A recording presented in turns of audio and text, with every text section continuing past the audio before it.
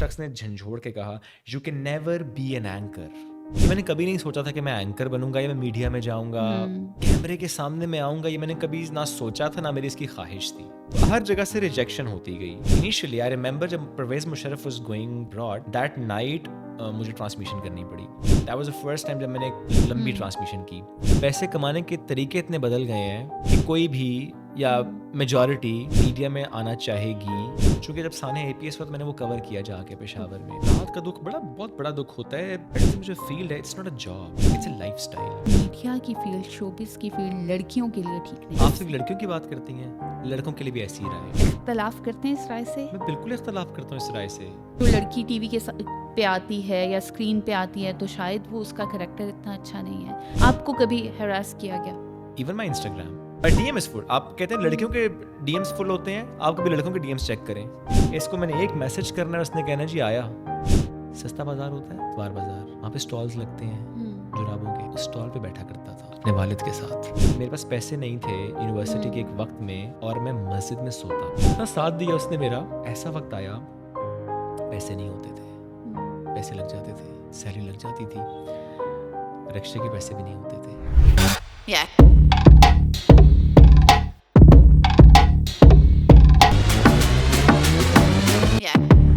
अस्सलाम वालेकुम everyone, welcome to the Redwood Times. मैं हूँ राबिया अली। आज जिस टॉपिक पे हम पॉडकास्ट में बात करेंगे, हम लेंगे मीडिया की इनसाइट, कोई इस कैरियर को कैसे ज्वाइन कर सकता है। और आज जो शख्स मेरे साथ मौजूद हैं, जो पर्सनालिटी मौजूद हैं, उनका काम ही ये है कि वो हर रोज़ सुबह टीवी चैनल पर आते हैं और वो मुख्तलिफ़ लोगों को कुरेदते हैं, उनकी ज़िंदगियों के बारे में जानते हैं। तो मेरे लिए ये पॉडकास्ट इसलिए बड़ी अहम है कि मैं आज उनके बारे में कितना जान सकती हूँ। तो मोहम्मद शुएब मेरे साथ मौजूद हैं। हम न्यूज़ पे मॉर्निंग शो में आप इन्हें देखते हैं, बात करते हैं इनसे। अस्सलाम वालेकुम। वालेकुम सलाम। इससे पहले कोई कुछ सवाल करें, आपने कहा कुरेदते हैं, तो मुझे एक लम्हे के लिए लगा कि मैं इस मुआशरे की वो फुफी हूँ जो कि लोगों के घरों की ताक लगा के बैठे होते हैं। आई एम नॉट दैट, मैं कुरेदता नहीं हूँ। ओके, आप कुरेदते नहीं है।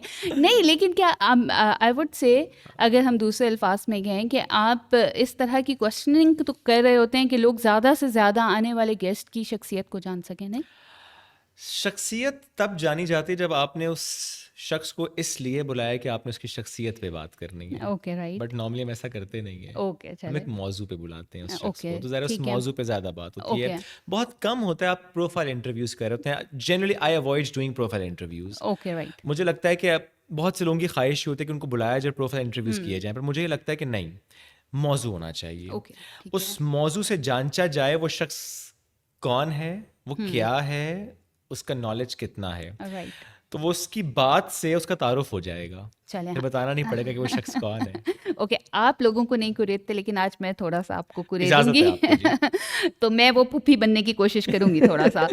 तो अच्छा, पहले तो ये बताएं कि शुएब, आप हैं एक न्यूज़ चैनल के मॉर्निंग शो के होस्ट। ये क्या कॉम्बिनेशन है? किस तरह इसको आप डिफ़ाइन करेंगे? इस जॉब को किस तरह डिफ़ाइन करेंगे? बहुत मज़े की जॉब है। I enjoy waking up early, I enjoy interviewing different people. रोज़ाना एक नए मौजू पर बात करना, रोज़ाना कुछ नया सीखना मुझे अच्छा लगता है। राइट। मैं कई सालों से मॉर्निंग शो कर रहा हूँ, और इसलिए मुझे हर रोज़ ऐसा लगता है कि मैंने आज कुछ नया सीखा है बहुत से लोगों से।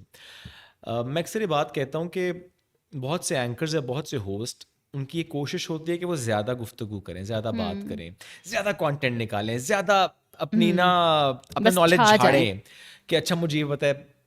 एक मेरे पास नॉलेज नहीं है, तो इसलिए मैं वो झाड़ भी नहीं सकता। तो मेरी कोशिश ये होती है कि मैं अब्जॉर्ब करता हूँ, मैं सुनता हूँ। मैं हर उस शख्स को, चाहे किसी मौजू पर भी मेरे सामने में मौजूद हो, I try to be a good listener, right, कि सुनूं उसको, ठीक। उसकी ज़िंदगी में उसने क्या सीखा, उसने क्या पढ़ा, उसके एक्सपीरियंसेस ने उसे क्या बताया, उसने कैसे सिचुएशंस को एनालाइज किया, उसकी नज़र में इस मौजू पर गुफ्तगू क्या है, क्योंकि एक ही मौजू पर चार लोग चार मुख्तलिफ राय रखेंगे।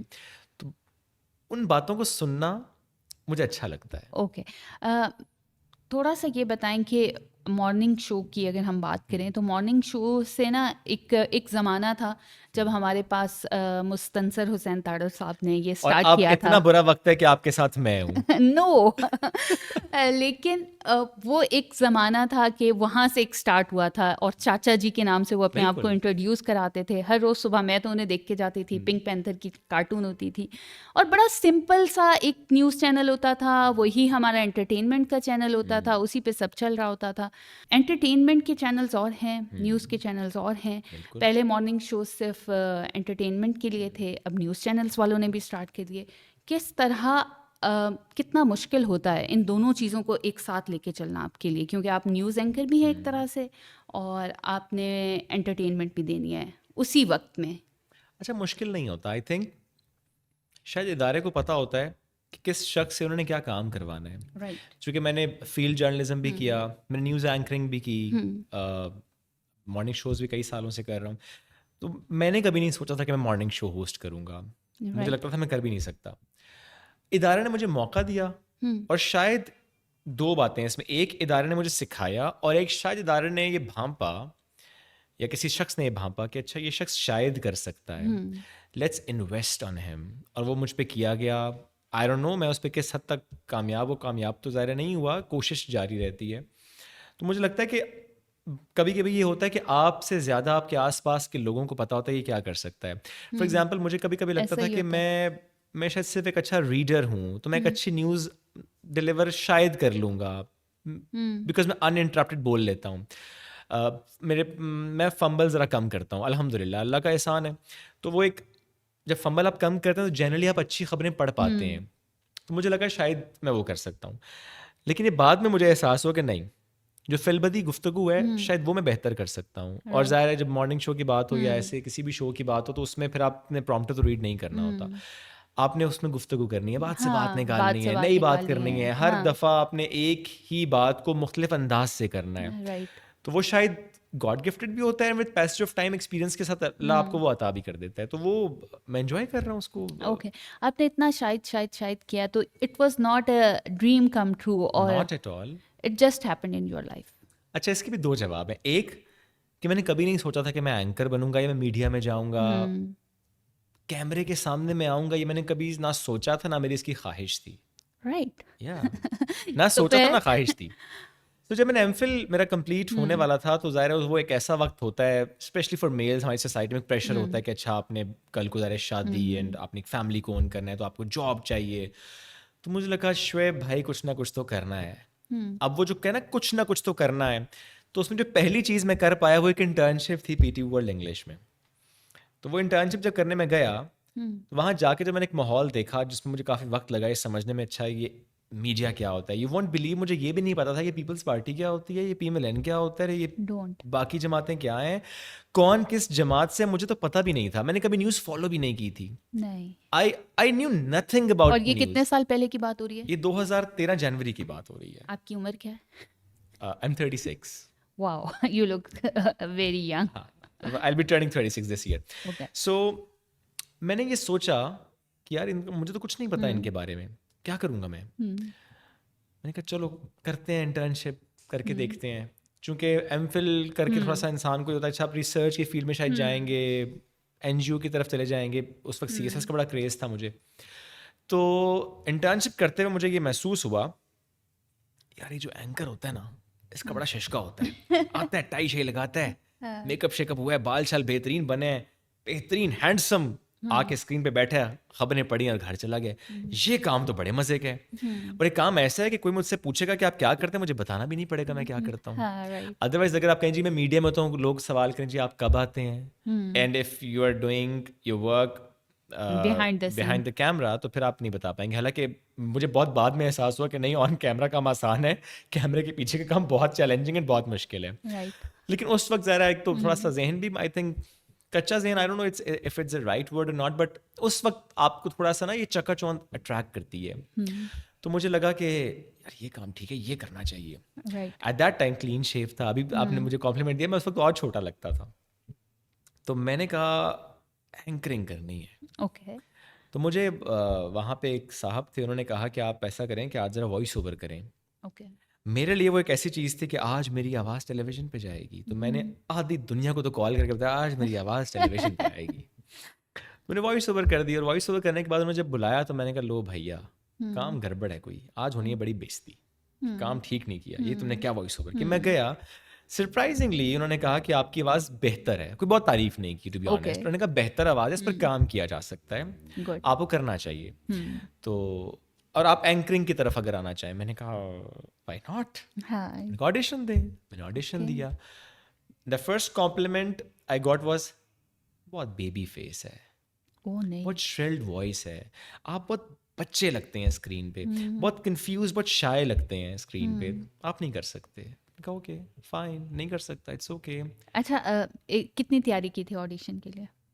काफ़ी तैयारी की थी। मिरर के सामने खड़े हो के? नहीं, मिरर के सामने मैंने प्रॉम्प्टर पे ही तैयारी की थी। मैंने Okay. वहीं स्टूडियो में बैठ के, बिकॉज इंटर्नशिप करना हाँ, मेरे लिए आसान था, एक्सेसिबल ठीक था है। जिस वक्त आपकी न्यूज़ नहीं हो रही होती। तो मैं चला जाता था वहाँ पर, न्यूज़ एंकर जो भी थे उनसे पूछता अच्छा कैसे पढ़ते हैं, अच्छा पैडल कैसे चलाना है, अच्छा प्रॉम्प्टर सामने आ रहे हो, ओके फाइन, खबर ऐसे पढ़नी है। और वो था भी उस वक्त अंग्रेजी में, बिकॉज पीडी वर्ल्ड इंग्लिश था, न्यूली लॉन्च चैनल। और वैसे भी यूनिवर्सिटी जब ताज़ा आपके ख़त्म हुई तो आपकी अंग्रेजी खासी बेहतर होती है। तो मैंने कहा ये तो मैं कर लूँगा, लेकिन वो ज़्यादा थोड़ा एक्सेंट डिफरेंट होता है, तो उस एक्सेंट की प्रैक्टिस करनी पड़ी। बट मैंने कुछ हद तक कर भी लिया प्रैक्टिस कर करके। लेकिन ऑडिशन जब दूं तो वो कहें कि आपका मसला सिर्फ आपकी जो स्क्रीन है ना वो अच्छी नहीं आ रही, ओके। बहुत आप बच्चे से आ रहे हैं, तो हमें तो एक मेच्योर लुक वाला न्यूज़ एंकर चाहिए। मैंने कहा अब ये लुक पे तो मैं कुछ नहीं कर सकता। हाँ, फिर आपने दाढ़ी नहीं, शेप बढ़ा ली? ये तो बहुत बात की बात है। अच्छा, ठीक है। उसके बाद फिर एक और चैनल था, वो लॉन्च हो रहा था, कैपिटल। उसमें रिसर्च की जॉब आई, रिसर्च एनालिस्ट की। तो उन्होंने कहा कि हमें ऐसे नए ग्रेजुएट्स चाहिए जो कि रिसर्च में हमारा साथ दे सकें। तो मैंने कहा अच्छा पेड जॉब है, चलो अच्छे पैसे आएंगे, ये करते हैं। मैं वहाँ चला गया, कुछ टाइम मैंने वो काम किया। तो उन्होंने कहा अब हमें डिपार्टमेंट की ज़रूरत नहीं है, ओके। अगर आपने स्विच करना है इसी इदारे में रहते हुए तो आप बता दें। मैंने कहा हाँ मुझे तो एंकर बनना है। मैंने कहा ऑडिशन दें, मैंने ऑडिशन दिया, रिजेक्ट कर दिया, सेम इश्यूज। ओ। मैंने कहा ये तो काम बड़ा ख़राब है। अच्छा, उसके बाद मुझे क्रेज़ हो गया कि मुझे एंकर बनना है। यानी आप देखें, उससे पहले कभी ज़िंदगी में सोचा नहीं था। हाँ, वो लेकिन रिजेक्शन एक तरफ इदारों में आपके लिए बड़ी आके हेल्दी भी होती रिजेक्शन के है। अलावा मुझे लगा कि मुझे मीडिया में रहना है, तो फिर मुझे ऑन कैमरा काम करना है। वो मुझे ओके, मेरे अंदर ठीक है। एक चीज़ आ गई कि बस मुझे ऑन कैमरा काम करना है। ओके। उस वक्त ज़रा बड़ी थोड़ी सी सैलरी होती थी, जो कि आपके वैसे ही निकल जाते हैं सारे पैसे। तो कभी मैं एक इदारे में जा रहा हूँ, जी मुझे ऑडिशन देना है, अच्छा फेसबुक किसी से कनेक्ट हो रहा हूँ, ढूंढ रहा हूँ अच्छा कौन किस इदारे में, अच्छा ये इस इदारे में प्रोड्यूसर है, अच्छा भाईजान मैं ऑडिशन देना चाहता हूँ। मैंने बहुत चैनल्स में ऑडिशन दिए। मैं यहाँ से रात में डेवो पे बैठता था, लाहौर जाता था क्योंकि लाहौर में चैनल ज़्यादा थे, ऑडिशन दिया वापस आ गया। अच्छा, फिर इतनी क्या मेहनत? मेहनत कह लें या उस वक्त की लगन कह लें, उस वक्त एनर्जी भी ज़्यादा होती है इंसान में जब बंदा हाँ, यंग लेकिन होता है। आपकी आंखें चमक रही हैं जब आप ये सारी स्टोरी सुना बिकॉज रहे हैं। मुझे सो इट्स वेरी। मुझे वो टाइम जब याद आता है, मैं अल्लाह का बड़ा शुक्र अदा करता हूँ कि मैंने बड़ी मेहनत की उस चीज़ को पाने हाँ। के लिए। अच्छा, प्लीज हालांकि कंटिन्यू। पहले मुझे बिल्कुल क्रेज़ नहीं था। सो हर जगह से रिजेक्शन होती गई। और आप ये देखिए मैं क्या सोच रहा था और मैं किस रास्ते पे चल रहा था और मैं रब मुझे किस रास्ते पे ले जाना चाहता था कि मुझे पता नहीं था।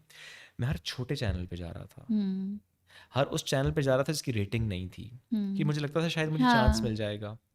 वो चाहे फिर इस्लामाबाद का सच टीवी हो, वो चाहे सिटी 42 लाहौर का चैनल हो, वो चाहे और चैनल्स हो, वहाँ जाना, ऑडिशंस देना और रिजेक्ट हो जाना।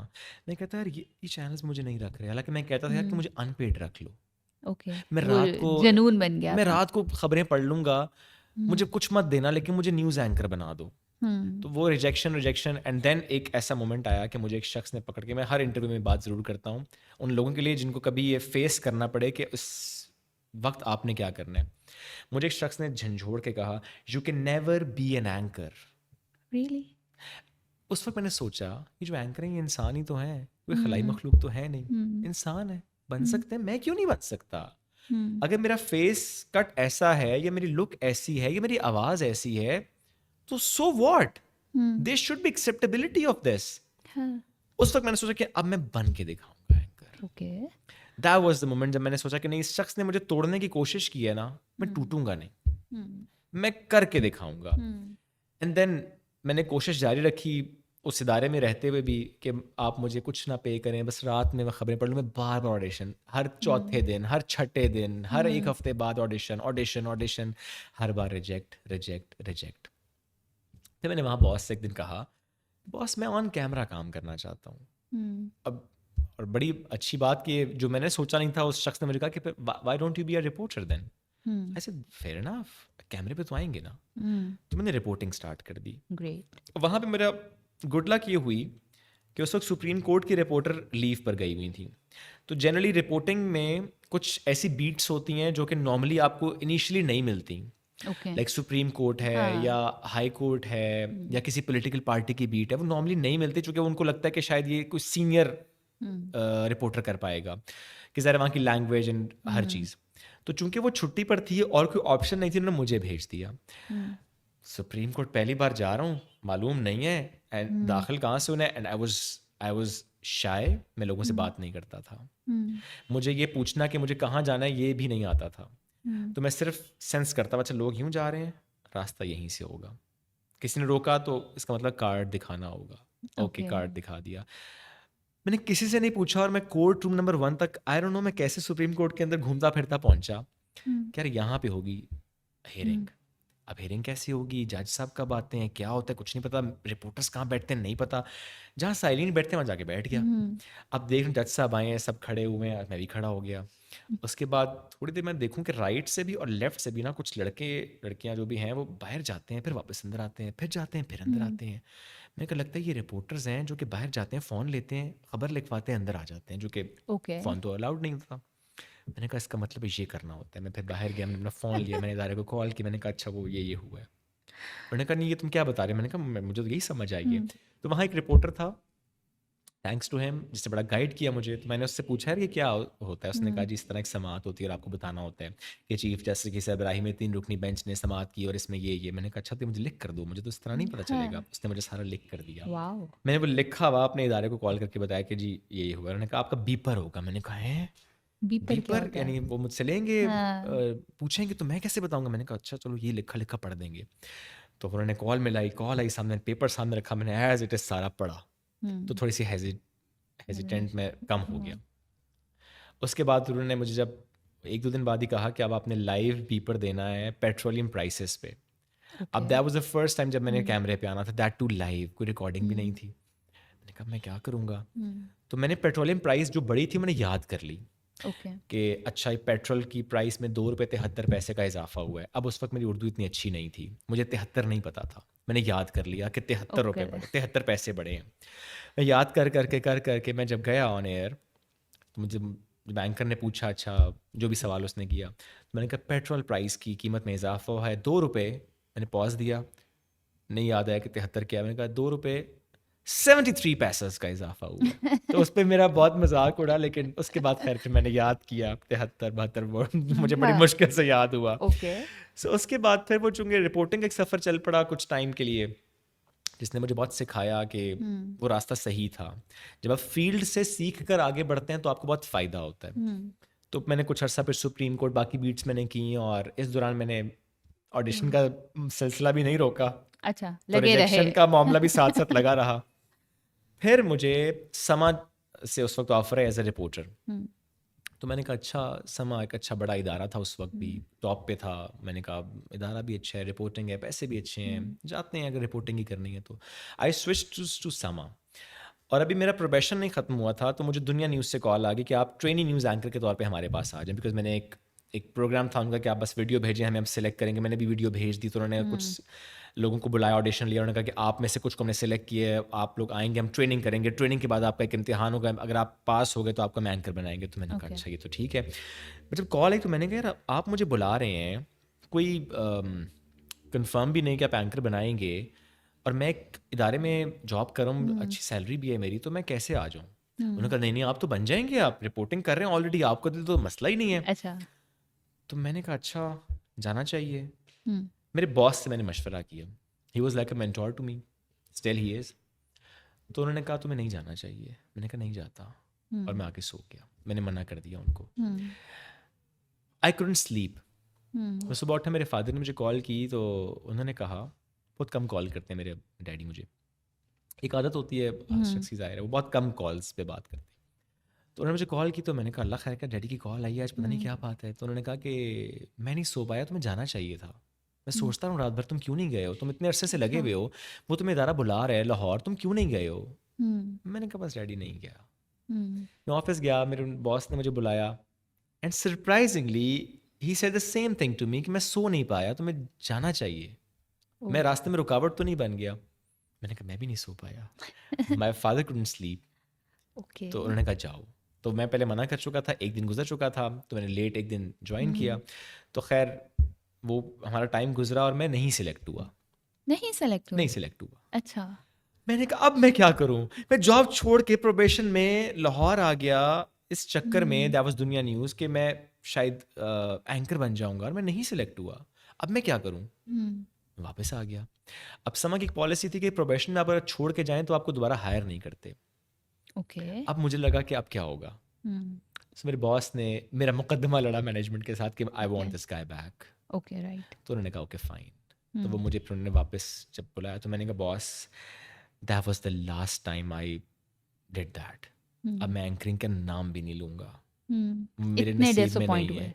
मैं डिसअपॉइंट हुआ, और मुझे डिसअपॉइंट से ज़्यादा मुझे लगा कि शायद मेरा रब नहीं चाहता कि मैं इस रास्ते पे चलूं। ओके। मेरे लिए शायद मेरी मंजिल कोई और है, मेरा रास्ता ओके। कोई और है, मैं गलत हाँ। रास्ते पे चल रहा ओके। हूँ, वो मेरे लिए शायद नहीं है। ज़ाहिर है हर चीज़ हर शख्स के लिए नहीं है। मैं कहा बस अब नहीं करूँगा बात कभी एंकरिंग की। मेरे मुंह से आप एंकरिंग करने सुनेंगे, ना कि ऑडिशन देने जाऊँगा, ना कुछ और करूँगा, नहीं कोशिश करूँगा, रिपोर्टिंग करूँगा। सो अगेन मैं हायर हो गया। अब स्टिल मेरा प्रोबेशन नहीं हुआ था, तो मेरे बॉस ने मुझे कहा आपने मरी जाना है। उन दिनों मेरा एक रिप फ्रैक्चर हुआ था, मैं ट्रैवल नहीं करता था। ओके। तो बॉस ने कहा मसला ये कि मेरे पास और कोई रिपोर्टर नहीं है, तुम्हें जाना पड़ेगा अगर तुम बेहतर महसूस कर रहे हो। तो मैंने कहा बॉस अब मेरी तबीयत कुछ बेहतर है, मैं ट्रैवल कर लेता हूँ। सो मुझे उन्होंने मरी भेजा, मरी मैं गया, मैंने वहाँ एक लाइव हिट दी, तो वो लाइव हिट अल्हम्दुलिल्लाह बहुत अच्छी गई। ओके।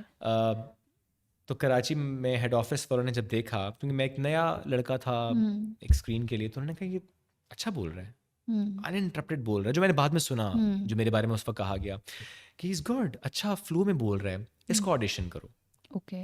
वापस आया तो मेरे बॉस ने कहा कि कराची जाने की तैयारी करो। मैंने कहा कराची जाने की तैयारी? उन्होंने कहा आपका ऑडिशन है। वाओ। मैंने ऑडिशन दिया, उन्होंने मुझे कहा कराची कब आ सकते हो? मैंने कहा मैं तो 2 दिन में आ जाऊँगा कराची। सो मैं कराची चला गया, कराची ये सोच कर गया, हालांकि उस वक्त कराची के हालात इतने अच्छे नहीं थे, बहुत बुरे भी नहीं थे लेकिन उतने अच्छे नहीं थे। तो एक वो पंजाब में वैसे कौन से भी साल की बात? 2015 की बात है, ओके। और वैसे भी यहाँ पे थोड़ा सा होता है पंजाब में उस वक्त स्पेशली कि अच्छा कराची नहीं नहीं नहीं कराची नहीं। तो मेरी फैमिली ने खैर मुझे नहीं कुछ कहा इस बारे में कि अब जाना चाहिए नहीं जाना चाहिए। नई नई मेरी शादी हुई थी, मेरी wife she is very supportive, तो उसने कहा नहीं नहीं आपको जाना चाहिए। तो मैंने कहा ओके मैं जाता हूँ। वैसे भी एंकरिंग वाला एक मामला था, तो मैंने कहा जाते हैं। तो मैं कराची गया, 2 हफ्ते मेरी उन्होंने ट्रेनिंग कराई, और मुझे उस वक्त ये ख्याल था कि जब मुझे ऑनर करेंगे, नॉर्मली एंकरिंग में होता है कि आप जब स्टार्ट करते हो आपको नाइट शिफ्ट मिलती है, that too for years and years, और फिर आहिस्ता आहिस्ता आप शिफ्ट आपकी बेहतर होती है। तो मैंने कहा अच्छा कुछ साल तो नाइट शिफ्ट में करूँगा, सीखूंगा ये वो। तो 2 हफ्ते के बाद जब उन्होंने मुझे कहा कि आप हम ऑनर कर रहे हैं, that too from 9 PM bulletin, that's prime time, तो मैंने कहा 9 PM बुलेटिन पे मैं कैसे कर सकता हूँ? कहा no you can do it, just do it. तो मैं 9 PM से ऑन एयर हो गया। वाओ। तो मैं वही कहना चाहता हूँ कि जब आप अल्लाह पे छोड़ देना तो फिर अल्लाह ताला आपको वो देता है, वो नवाजता है उस चीज़ से आपने सोचा भी नहीं होता। तो मेरे लिए एक प्राउड मोमेंट था कि मैं प्राइम टाइम से ऑन एयर हो रहा था। लेकिन जो आपने अपनी स्टोरी सुनाई है उसके बाद तो मुझे भी ना, मेरे भी बॉडी में कहीं बबल्स हो रहे हैं, कुछ दिल में हो रहा है कि wow. And I also believe कि जब आप मेहनत करते हैं ना, आपकी मेहनत रायगा नहीं जाती, रिवॉर्ड आपको ज़रूर मिलता है, ऐसा ही शायद है। उस रास्ते से ना मिले, उस जगह से ना मिले, लेकिन कहीं कहीं और ना से कहीं मिल से जाए। मिलता ज़रूर है। और आपकी मेहनत समटाइम्स ज़ाया नहीं जाती। प्लस आप उस सफ़र में बहुत कुछ सीख रहे होते हैं जो ज़िंदगी के किसी और हिस्से में आपको बहुत काम आता है। हाँ हाँ, मैं ऐसा इस ही। तरह इसको समझता हूँ हाँ, कि ऐसा ही मंजिल है। तो किसी को नहीं मिलती, हाँ। वो जो रास्ते को एंजॉय करते हैं ना, मज़ा उन्हीं को आता है। तो मैं अपने सफ़र को एंजॉय करता हूँ। ओके। ये भी सफ़र है जो चल रहा है, मैं एंजॉय कर रहा हूँ। Good, great. अच्छा, इतनी ज़्यादा बात हो रही थी इन सब चीज़ों की, वापस आते हैं ज़रा मॉर्निंग शो के ऊपर, न्यूज़ एंकरिंग के ऊपर। न्यूज़ चैनल पे भी आपने काम किया, मॉर्निंग शो पे भी कर रहे हैं। एक चीज़ होती है जिसके बारे में मुझे बहुत जानने का शौक़ है कि वो आपके कान में एक ईयरफोन लगा होता है, सामने आप कुछ बोल रहे होते हैं। कई दफ़ा मैंने देखा है कि एकदम बोलते बोलते बहुत सारे एंकर्स या होस्ट चौंकते हैं और वो कुछ अपनी वर्ड्स चेंज करते हैं और बात को किसी और तरह घुमा देते हैं। ये क्या चल रहा होता है बिहाइंड द सीन? क्या होता है? ओके ऐसा होता है कि आपसे कोई गलती हुई, कोई बहुत ज़ोर से चीखता है, किस तरह? और क्या आप घबराते नहीं हैं? क्या होता है? किस तरह चल रहा होता है? सब कुछ होता है। अच्छा। तारीफ भी बताएं। होती है, अच्छा, मजाक भी होता है। On air? हाँ हाँ, आप ऑन एयर लाइव हैं? इतना सीरियस कंटेंट चल रहा होता है, यहाँ से एक मजाक की कोई कुछ ऐसा जुमला आता है कि बंदे को अपनी हंसी कंट्रोल करनी पड़ती है। रियली? यस। तो फिर कैसे? ये तो बड़ा मुश्किल काम है यार। अच्छा, इनिशियली जब शुरू में पहला ये तजर्बा था IFB वाला, इसे IFB कहते हैं, ओके। Talk back. तो उसमें प्रोड्यूसर की इंस्ट्रक्शन या डायरेक्टर की इंस्ट्रक्शंस आ रही होती हैं। अच्छा, लोग ये समझते हैं कि शायद वो सब कुछ यहाँ से आ रहा था, बोल रहे थे, ऐसा नहीं होता। वो नहीं, सिर्फ ऐसा आता है ब्रेक के लिए, या ओके। अच्छा ऑन एयर हो जाओ 3 2 1 क्यू, या समटाइम्स कोई बात आ जाती है बीच में, कोई भी relevant information. Initially I remember जब Parvez Musharraf was going abroad, जब वो AFIC से उनको शिफ्ट किया था, दैट नाइट मुझे ट्रांसमिशन करनी पड़ी। That was the first time जब मैंने एक लंबी ट्रांसमिशन की। तो वो जब प्रोड्यूसर मेरे कान में कुछ कहता तो मैं चुप हो जाता था। कहते नहीं, आपने चुप नहीं होना, आपने बोलते रहना। मैंने कहा नहीं, मैं एक वक्त में सुन सकता हूँ या बोल सकता हूँ। राइट, ऐसा ही उसने है। कहा नहीं नहीं नहीं, आपको बोलना है, ये तो हम आपको बताते रहेंगे साथ साथ। फिर उसी रात मेरी ट्रेनिंग खासी हद तक हो गई। तो होता ये, समटाइम्स एक खबर आई है आपके पास, आपने वो खबर जब ब्रेक की है या उस पर थोड़ी सी बात करना शुरू किया, तो बाय द टाइम आप बात कर रहे हैं उस खबर की अपडेट आ रही है। जैसे फॉर एग्जाम्पल, पहले खबर सिर्फ ये आई कि पारा चनार में धमाका हो गया, आप बताएंगे जी अफसोसनाक खबर आई है, पारा चनार में धमाका हो गया। अब आपको इसके अलावा कुछ नहीं पता, तो आप ये नहीं कह सकते बार बार कि पारा चनार में धमाका हुआ है, पारा चनार में धमाका। आपको कहना पड़ेगा पारा चनार। आप थोड़ा सा महले वकूफ़ की बात करेंगे, अच्छा सिक्योरिटी इदारे वहाँ पर पहुँच चुके हैं, अच्छा एरिया को कॉर्डन ऑफ कर दिया गया है, अभी तक इतलात मौसूल नहीं हो रही हम तक कि क्या नुकसान खुदा न खास्ता हो। तो ऐसी बहुत सी बातें आपको लफाजी करनी पड़ती है। बाय द टाइम आप ये बात कर रहे होते हैं, बताते हैं अच्छा वो वहाँ पर बम डिस्पोजल या जो भी पहुँचा है वहाँ पर, जो भी क्लियरेंस की बात है, जैसी भी पुलिस पहुंच गई है, जो भी है, तो आप साथ साथ वो गुफ्तगू में ऐड करते जाते हैं, करते जाते हैं, करते जाते हैं। तो वो इसलिए टॉक बैक बड़ा इंपॉर्टेंट है, specially for that circumstance. Plus जब किसी पॉलिटिशियन का आप इंटरव्यू कर रहे हैं या किसी और का भी इंटरव्यू कर रहे हैं, तो कभी कभी ऐसे होता है कि आप बात करें लेकिन बीच में एक और ख़बर आ गई है। हाँ। तो फिर आपको कहना पड़ता है कथा कलामी की माजरत, इस वक्त अहम खबर आ रही है नाज़रीन, आपको वो अहम खबर देते हैं, हमने वो खबर दी, coming back to the topic, आप उस पर आ गए।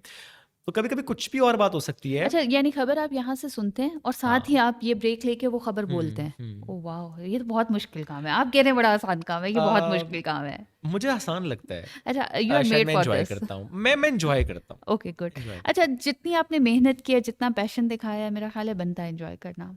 मैं तो वाकई आपकी इंजॉय आपकी करता हूँ। स्टोरी सुन के मैं ज़रूर, मुझे लग रहा होगा कि हमारे जितने भी व्यूवर्स हैं, जो यंगस्टर्स हैं, जिनको ये बनने का शौक अब है किसी को या शौक नहीं ऑन है, स्क्रीन आने का। अब किसी को शौक नहीं है मेरे ख्याल में। अच्छा। मुझे लगता है, नहीं, ऐसा मुझे नहीं लगता है। है कि दुनिया इतनी बदल गई है, मीडिया इतना बदल गया है, पैसे कमाने के तरीके इतने बदल गए हैं कि अब मुझे नहीं लगता कि कोई भी या मेजॉरिटी मीडिया में आना चाहेगी या एंकरिंग की तरफ आना चाहेगी, because that digital media, that YouTube thing, that podcast is a new thing, जो कि अब इस वक्त मैं कहूँगा कि एवरीवन इज डूइंग दैट, क्योंकि इस वक्त चल ये रहा है। Yes. इस वक्त का मीडियम ये है, हाँ। इस वक्त का हिट ये है, इस वक्त की रिक्वायरमेंट ये है। हाँ, बिल्कुल। तो मुझे लगता है कि लोग इस तरफ ज़्यादा इन्वेस्ट करते हैं, अपना टाइम भी, अपनी एनर्जी भी, इंटेलेक्ट भी। तो मुझे लगता है कि वो मेन स्ट्रीम मीडिया की तरफ आने का रुझान खासा कम हो गया। मुझे ऐसा लगेगा, मैं ये कहूँगी, ऐड करूँगी कि इजी वे आउट हम ज़्यादा ढूंढते हैं। इतनी मेहनत नहीं कर सकते जो आपने की है मोस्टली, क्योंकि हमें लगता है कि यार एक आसान रास्ता है ना, ये फ़ौरन से स्क्रीन पे जाना है। जिनको शौक है, जिनका पैशन है, तो दिस इज़ द शॉर्टेस्ट वे, या शायद व्हाई पैसा टू भी गो ज़्यादा फॉर। इसमें है। हाँ, मे बी जो है लोग उनके लिए है। हमें तो ये लगता है जो ऑन स्क्रीन टीवी शोज में होते हैं, उनके पास फेम भी होता है, पैसा भी होता है, भाई उनके बड़े मजे हैं। वही जो आप सोचते थे, हम वही ये सोचते सारी हैं। बातें ट्रस्ट में ऐसा कुछ भी नहीं होता। लेकिन हम तो वही सोचते हैं जो आप सोचते थे जब आप नए नए हायर हुए मैंने थे। भी ये सोचा था। अच्छा। रिकग्निशन होती है, सेल्फ एस्टीम भी शायद थोड़ी सी होती है, and if you are enjoying your work तो आपको बहुत अच्छा भी लगता है। अच्छा, हम बात कर रहे थे टॉक बैक की। आपकी पर्सनल लाइफ, आप हस्बैंड भी हैं, मैरिड हैं, बच्चे भी हैं। अल्हम्दुलिल्लाह। क्या एजेस हैं बच्चों की? So my daughter, she's 7 and my son, he's 5. Okay, जब आप इस तरह न्यूज़ आती हैं कोई, और हमारे मुल्क के हालात पिछले कुछ, अभी तो कुछ बेहतर हैं, कुछ अर्सा बहुत बुरे भी रहे, आप रह भी इस्लामाबाद में रहे हैं, कैसा, मतलब पहला ख्याल क्या आता है? न्यूज़ आई है, ब्रेकिंग न्यूज़, यहाँ पे बॉम्ब ब्लास्ट हो गया है, या रेप केसेस आ रहे होते हैं, उनकी न्यूज़ देनी है, सेक्सुअल अब्यूज़ है, किडनैपिंग चल रही है बच्चों की, उनके ऊपर आप शोज़ भी कर रहे होते हैं। हम लोगों के पास तो चॉइस है ना, इग्नोरेंस इज़ अ ब्लिस वाली चॉइस है हम कि नहीं कर हम सकते। हमने नहीं, अभी भी ये न्यूज़ चैनल्स बहुत टॉक्सिक हो गए हैं, तो हम तो नहीं बड़ा न्यूज़ आसान होता चैनल्स है, बड़ा देखते हैं। आसान अब होता है बहुत कि आसान है, आंखें बंद कर लो यार, सोशल मीडिया पे खबर आ गई है कोई, तो यार मैं नहीं ये रील्स देख सकता, हम स्विच कर जाते हैं फ़ौरन से, मीडिया आगे कर देते हैं स्क्रॉल।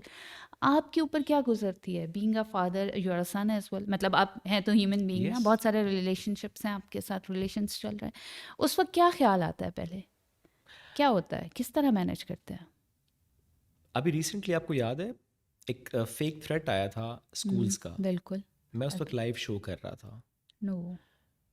और उस वक्त चूंकि वो स्कूल का ग्रुप बना होता है और ग्रुप में मैसेज आया कि अपने बच्चों को पिक कर पिक कर लें। लें, हाँ ऐसा हुआ, क्यों कर बिल्कुल। लें पिक? साथ ही अच्छा वो बता रहे हैं, क्योंकि अब तो लाइव हैं तो वो प्रोड्यूसर बता रहे हैं यार, क्योंकि मेरे प्रोड्यूसर का बेटा भी मेरे बेटी के साथ होता है स्कूल में, तो प्रोड्यूसर बता रहे हैं यार वो मैंने भी वाइफ को भेजा पिक करने के लिए, अब मैं लाइव हूँ, मैं कम्युनिकेट नहीं कर सकता। मैंने फ़ोन पे नज़र डाली, मेरी वाइफ का मैसेज भी आया हुआ है एंड मैं एनालाइज कर रहा हूँ सिचुएशन को। अच्छा, साथ ही खबर चल जाती है इस्लामाबाद में थ्रेट, तमाम हाँ। तालीमी इदारों को स्कूलों से बच्चों को ले जाने की हिदायत जारी कर हाँ, दी गई हैं, समथिंग स्कूल लाइक बंद दैट। कर दिए गए अब हैं। उस वक्त आपका ऊपर का सांस ऊपर और नीचे का नीचे होता है।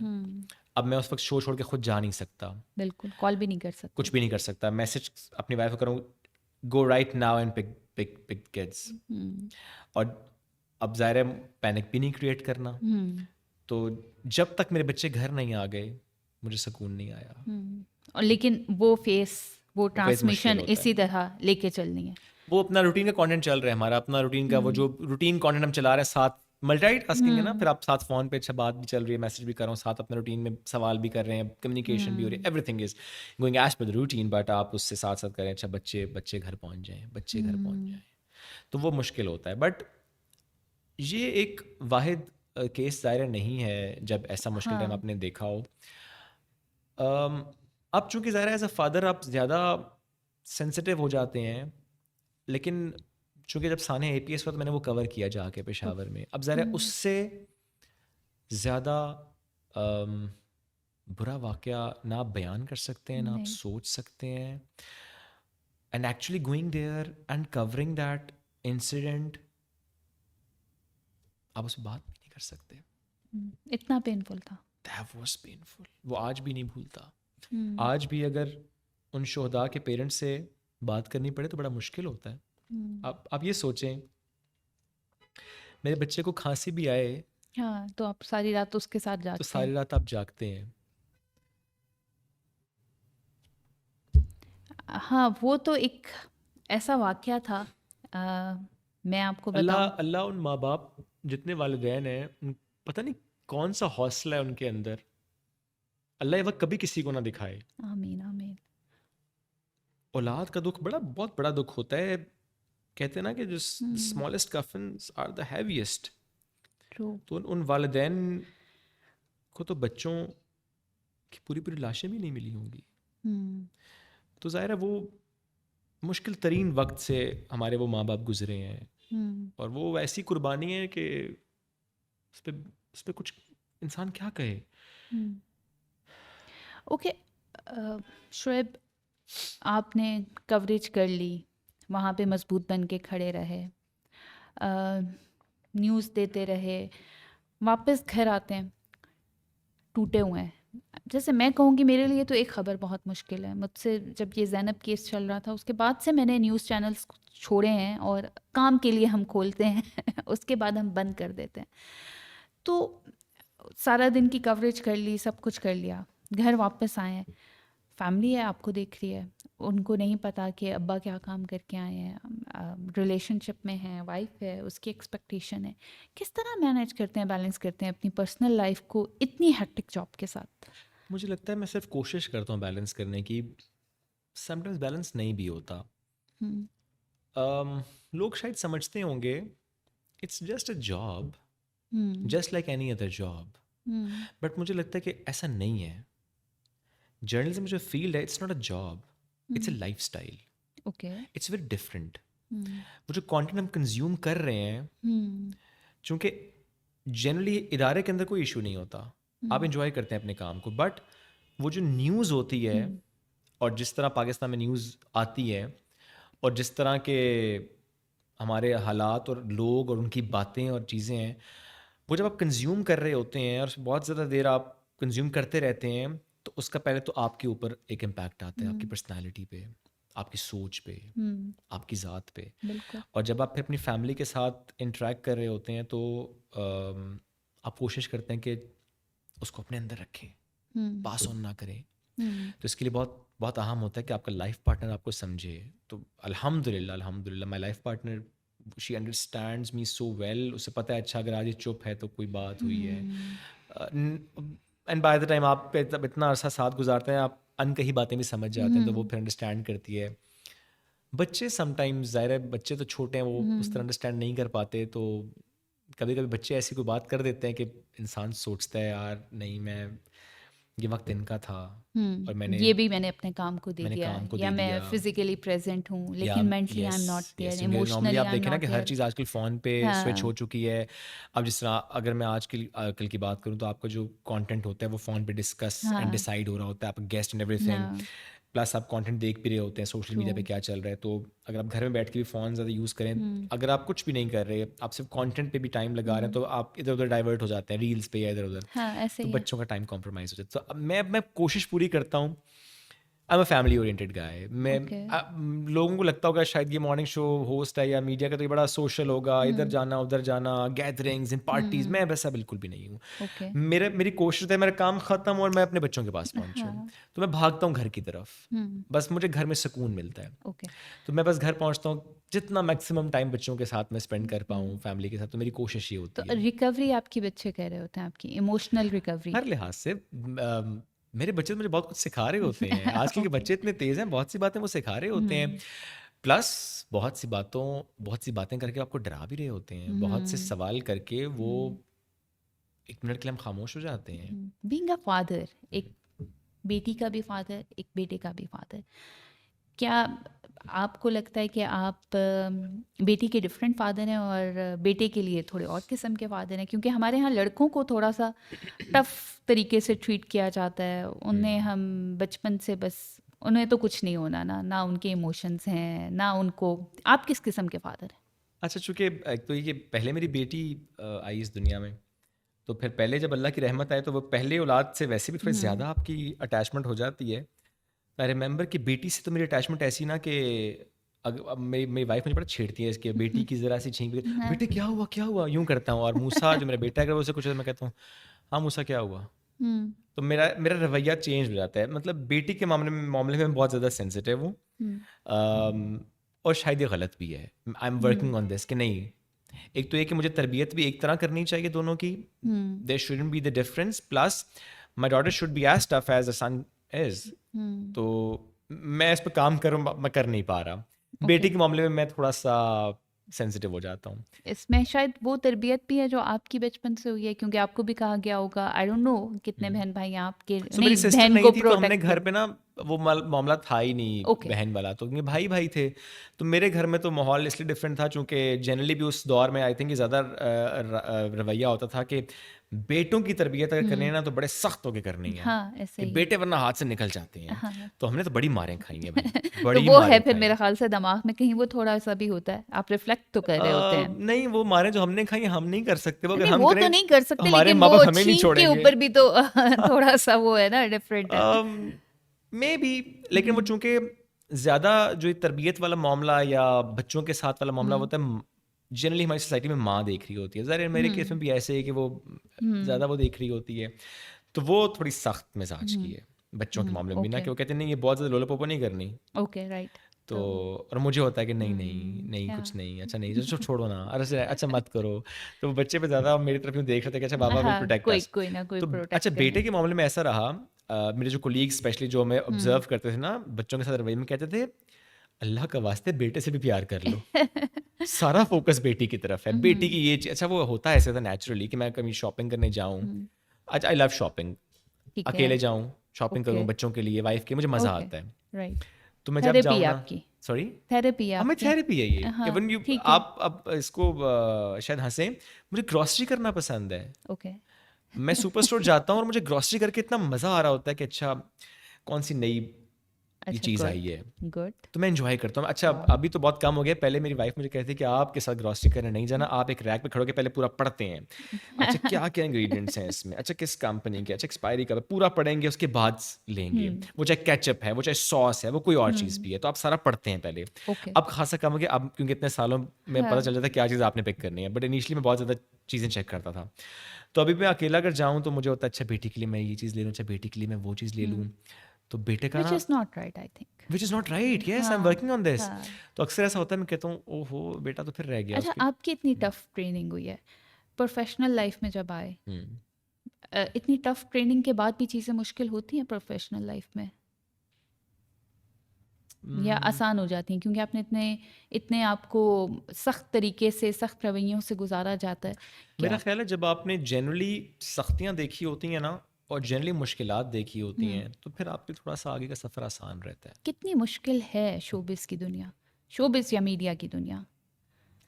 मुश्किल तो नहीं है। नहीं, I would like to know the insights कि किस किस्म का माहौल है क्योंकि एक टाइम था, आई थिंक अभी भी कुछ जगह पे ये, अब तो खैर मेरा नहीं ख्याल लोगों को कहना चाहिए because now TikTok, Instagram, everyone is a model right now और हर ऐसा कोई ही जो है। है वो सोशल मीडिया का आदी है। लेकिन एक टाइम था जब कहते थे कि मीडिया की फील्ड, शोबिस की फील्ड लड़कियों के लिए ठीक नहीं है, आज भी कहते हैं, आज भी कहते आज भी हैं। कहते हैं। और आप बस सिर्फ लड़कियों की बात करती हैं, लड़कों के लिए भी ऐसी ही राय है। ऐसी ही राय है। हाँ, और आप इख्तलाफ करते हैं इस राय से? मैं बिल्कुल इख्तलाफ करता हूँ इस राय से। हाँ, ऐसा हाँ। कुछ भी नहीं है। Is this a safe field? What is a safe field?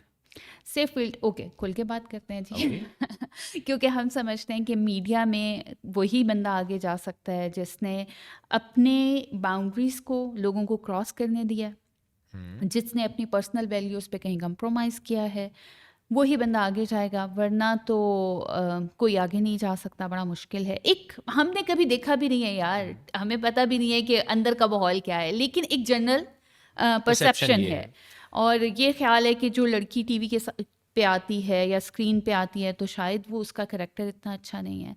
अच्छा, मैं आपको इसका जवाब इस तरह देता हूँ, अगर मेरी बेटी जाना चाहेगी मीडिया में तो मैं उसको अलाउ करूँगा, ओके, सब क्योंकि सुन ले सब सुन ले, yes, it's a good thing. हाँ, अगर मैं कहता कि मेरी बेटी को मैं अलाउ नहीं करूँगा, इसका मतलब है काम गड़बड़ है। हम्म, और ये मैं क्यों करूँगा? मैं अपनी बेटी की तरबियत ऐसी करूँगा। ओके, हमारा हमारा अलमिया ये है, हमारा फोकस लड़की है, हम्म, हमारा फोकस बच्ची है, हम्म, फीमेल जेंडर है, उस पे सख्ती, उसकी तरबियत, उसको समझाना, उसको बताना, हम्म, उस लड़के को समझाना है, उस लड़के पे सख्ती करनी है, हम्म, उस लड़के की तरबियत ज़्यादा ज़रूरी है, जिसने माशरे में फिर निकल के किसी को नहीं छेड़ना। हम्म, तो मुझे लगता है कि अपनी बेटी को बचाने के लिए, अपनी बेटी को सेफ इन्वायरमेंट देने के लिए ये मेरा फ़र्ज़ है कि मैं अपने बेटे की तरबियत ठीक करूँ। यू आर तो राइट। ये मैं कोशिश करूँगा। वो जो बात आपने की ना मीडिया के, मैं इसे थोड़ा-सा और डिफ़ाइन करता हूँ। मीडिया एंड शोबिज़ एक तो, कि थोड़ा-सा इसमें डिफ़ाइन लाइन है। ओके, मीडिया थोड़ा-सा डिफरेंट है, शोबिज़ थोड़ा-सा डिफरेंट है। शोबिज़ के बारे में ये परसेप्शन ज़्यादा है। अब चूँकि शोबिज़ में मेरा इंटरेक्शन कम रहा है, लेकिन बहरहाल कुछ ना कुछ चीज़ें जो मैंने ऑब्ज़र्व की हैं। मैं उसमें भी आपसे कहता हूँ कि अगर मेरी बेटी जाना चाहेगी, मैं उसे रोकूँगा नहीं। ओके, क्योंकि अगर मैंने तरबियत ठीक की है, तो मुझे भरोसा होगा। ओके, ये जो एक राय है ना कि अच्छा काम नहीं होता वहाँ पे, बाउंड्रीज़ आपको क्रॉस करनी पड़ती हैं या आपको अपनी वैल्यूज़ कॉम्प्रोमाइज़ करनी पड़ती हैं। मुझे लगता है it's everywhere, in every field, may it be corporate sector, may it be government sector, may it be anything. अच्छे बुरे लोग हर जगह पर होते हैं। मीडिया की परसेप्शन क्यों है? चूँकि मीडिया में इन चीज़ों को लेकर शायद थोड़ी सी रेजिस्टेंस कम है। ओके, अगर किसी शख्स के कैरेक्टर में कोई फ्लॉ हो, तो इतना ज़्यादा इशू नहीं समझा हाँ, वो जाता। उसकी उस हाँ, पर्सनल लाइफ बन थोड़ी जाती थोड़ी है। थोड़ी एक्सेप्टेंस चीज़ों को लेकर मीडिया में ज़्यादा है, शोबिज़ में बहुत ज़्यादा है, बाकी जगह पे कम है। अदरवाइज अच्छे बुरे लोग हर जगह पर हैं, अच्छा बुरा काम हर जगह पर हो रहा है। अल्लाह सबको महफूज रखे। आमीन। और ये तरबियत का फुकदान है हमारी सोसाइटी में। तो वो जब तरबियत का फुकदान हो तो ये थोड़ी होगा कि वो जो बुरे लड़के हैं वो सारे मीडिया में जाएंगे या बुरे लोग सब मीडिया में जाएंगे या बुरी खवातीन सिर्फ मीडिया में होंगे। नो, जब तरबियत नहीं होगी तो वो तो किसी भी फील्ड में जाएंगे तो वहाँ पर ज़ाहिर है चीज़ें ख़राब होंगी। आपने कोई चैलेंजेस देखे ऐसे कि आपने कहा ओके यार यहाँ से मैं किस तरह, आपको कभी हरास किया गया, कभी आपको ऐसा लगा कि नहीं यार इस फील्ड में मैं आ गया, यहाँ तो सभी ऐसे हैं, कभी ऐसा हुआ? दो बातें हैं। एक, मैंने ये कभी नहीं सोचा कि मैं इस फील्ड में क्यों आया, because I am enjoying my work. Okay, I am great. Enjoying my work. जो हरासमेंट वाला मामला है ना, चूँकि आपने खुद भी बात की और ये बड़ी एक अमूमी राय है मीडिया को लेकर कि लोग ऐसे ही होते हैं, हाँ, सब ऐसे ही मिस हैं। करते होंगे, हाँ शराब पीते होंगे, हाँ। हर बुरे काम में मुलविस होंगे। लोग समझते हैं कि ये बड़ा इजी टारगेट है, एक्सेसिबल है। Yes, even my Instagram, screen पे आप हैं तो आपके ऊपर कोई भी कुछ कुछ कह भी, कुछ भी। सकता है। यू आर अवेलेबल फॉर ऐसा मैसेज आता है आपको, माई डीएम इज फुल। आप कहते हैं लड़कियों के डीएम्स फुल होते हैं, आप कभी लड़कों के डीएम्स चेक करें कि वहाँ पे क्या होता है। तो वो ऐसे ऐसे मैसेज होते हैं कि लोग समझते हैं कि ये है ही कैरेक्टरलेस, इसको मैंने एक मैसेज करना है, उसने कहना जी आया। तो इट्स एवरीवेयर, सिर्फ इसलिए कि वो मीडिया की एक राय कायम की हुई है। आई डोंट नो ये राय कैसे चेंज होगी, चूंकि अभी तक चेंज हुई नहीं है। ये राय आज भी वही है कि मीडिया में ना लाइन मार लो, ट्राई कर लो किसी भी मामले पे, तो वो चलता है। आपको बहरहाल अपना वो डिस्टेंस भी मेंटेन करना पड़ता है।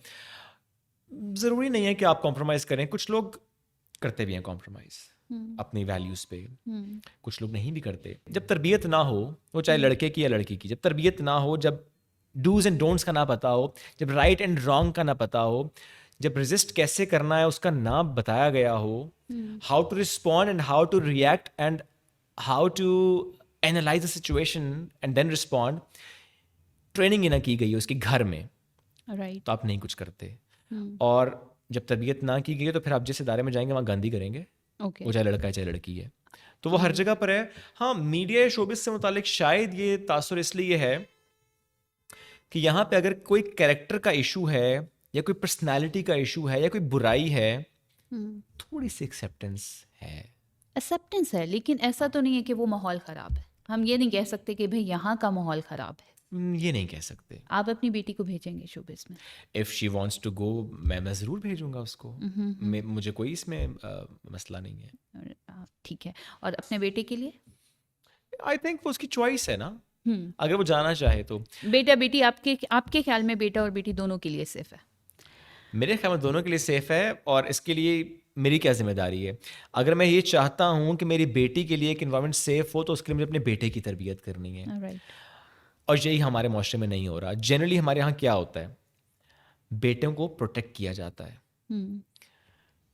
बेटी पे सख्ती होती है, बेटे ने कुछ गलत काम कर दिया, पहले प्रोटेक्ट करते हैं, कवर करते हैं, उसके इनसेंसिटिव जोक्स को भी इग्नोर किया जाता है। और बड़े मजे से पेरेंट्स एंजॉय भी कर रहे हैं। पेरेंट्स एंजॉय करते हैं, पेरेंट्स लोग बताते हैं पकड़ के कि मेरे बेटे ने आज ये कहा, मेरे बेटे ने प्ले ग्रुप में है बच्ची के साथ फ्लर्ट किया है, ये कहता है कि मैं उस बच्ची से शादी करूंगा। और आप उसे नहीं रोक रहे, आप उसे इनकरेज कर रहे हैं। एंड ये तो मेरे सामने की बात है, मैंने अपनी फैमिलीज में देखा है कि बेटे करके आ रहे हैं तो प्राउडली जो उनकी मॉम है वो बता रही है। तो आई वाज जस्ट थिंकिंग कि कल को ये जो साथ एक बच्ची बैठी है ये भी यही देख रही है, और जब ये आके ये बात करेगी तो क्या इतने ही प्राउडली आप लोगों को बताएंगे कि मेरी बेटी आज ये कह रही है? तो ये वहाँ पे आप फौरन रुक जाएंगे, झिझक जाएंगे, आप कवर करेंगे, आप कहेंगे, आप अपनी बेटी को कहेंगे नहीं ऐसी बात नहीं करेंगे, वो आपके भाई हैं। That is the fault line of our society, जिसको हम एड्रेस नहीं करें। आप आज भी देखें, आप बच्चों की बात करती हैं, जनरली अगर हम एल्डरली पॉपुलेशन की बात करें, मैरिड कपल्स का मैं हवाला दूं, बेटा कहीं अफेयर भी चला रहा है और बहू सास से कहे कि ये क्यों हो रहा है, तो माँ कहेगी मेरा बेटा गलत नहीं है, हालांकि बेटा क्या कर रहा है, अफेयर चला रहे, नहीं वो ना उसने ये किया होगा, नहीं वो तुम्हें गलत लग रहा है, नहीं वो दोस्त है। नो, उसकी वाइफ कह रही है, कायनात का पहला रिश्ता है वो, अगर ये बात वाइफ कह रही है कि no he is doing wrong, एक औरत साथ नहीं दे रही उसका। वो अपने बेटे को प्रोटेक्ट कर रही है, अपनी बहू का साथ नहीं दे रही, तो ये गलत हो रहा है यहाँ पे। हाँ, हम अपने बेटों को प्रोटेक्ट करते हैं। राइट। तो आपके ख्याल में शोबिस और मीडिया का इदारा सेफ है और उतना ही सेफ है जिस तरह बाकी इदारे हैं, क्यों नहीं, कोई डिफरेंस नहीं मैं है? इसको यूं डिफाइन करता हूँ कि पाकिस्तान अनसेफ है, पाकिस्तान हमारी unsafe हमारी है। सोसाइटी अनसेफ है। क्यों? हम तरबियत नहीं कर रहे हैं। हम्म, उसका ताल्लुक किसी इदारे से नहीं है, किसी प्रोफेशन से नहीं है, ओके। उसका इदारा हमारे इन्वायरमेंट से है। क्या मेरा बच्चा मेरे साथ वाले घर में सेफ है? हम्म, नहीं सेफ। क्या मेरा बच्चा मेरे ही घर में आए किसी गेस्ट के साथ हाँ, अकेले में सेफ है? यही मैं कहना नहीं चाह है। रही थी। मेरा बच्चा पार्क में खेल रहा है, क्या वो सेफ है? वो नहीं है। वो वैन में सेफ नहीं है, वो स्कूल में सेफ नहीं आप है, वो खुद कितने मार्केट में सेफ सेफ। हैं? हम नहीं है सेफ। हम खुद कितने सेफ हम हैं? वल्नरेबल हैं। हाँ, हर जगह हम जब कहीं पहुंचते हैं उससे पहले सबसे पहले हमने अपनी एक एनवायरनमेंट को असेस कर रहे होते हैं कि अच्छा मैं यहाँ कितना सेफ हूँ, दरवाज़ा कितना लॉक्ड है, कहाँ से मैं कितनी जल्दी भाग सकता हूँ, कौन लोग हैं मेरे इर्द गिर्द, किसी से मैंने कितना डिस्टेंस रख के बात करनी और है। ये भागना तो बहुत दूर की बात है। हाँ, कभी कभी तो आपको इस एनवायरनमेंट में रहकर काम करना होता है। हम्म, जब किसी की नज़र, किसी की बात, किसी का एक्ट आपको एक रीजनेबल हद तक अनकंफर्टेबल करता है। हम्म। क्या आप इससे गुजरे हैं? एक ये तो लड़कियों वाली बात है, because we girls can say कि भाई उसकी नज़र ने मुझे अनकंफर्टेबल किया, इस बंदे की वाइब मुझे अच्छी नहीं लग रही। क्या लड़के भी फील करते हैं अनकंफर्टेबल लुक्स और ये सब कुछ? ऐसा होता है? मेरे ख्याल में तो करते हैं। करते हैं, ओके। आपके साथ कोई ऐसा वाकया हुआ हरासमेंट का, आपको ब्लैकमेल करने की कोशिश की गई हो? अच्छा, कोई ब्लैकमेल बहुत बहुत आगे की स्टेज है।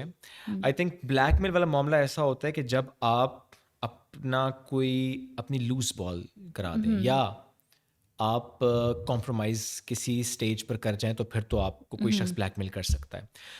लेकिन अगर आप बड़े ही देखभाल के चल रहे हो तो फिर ये चांस थोड़ा सा कम होता है।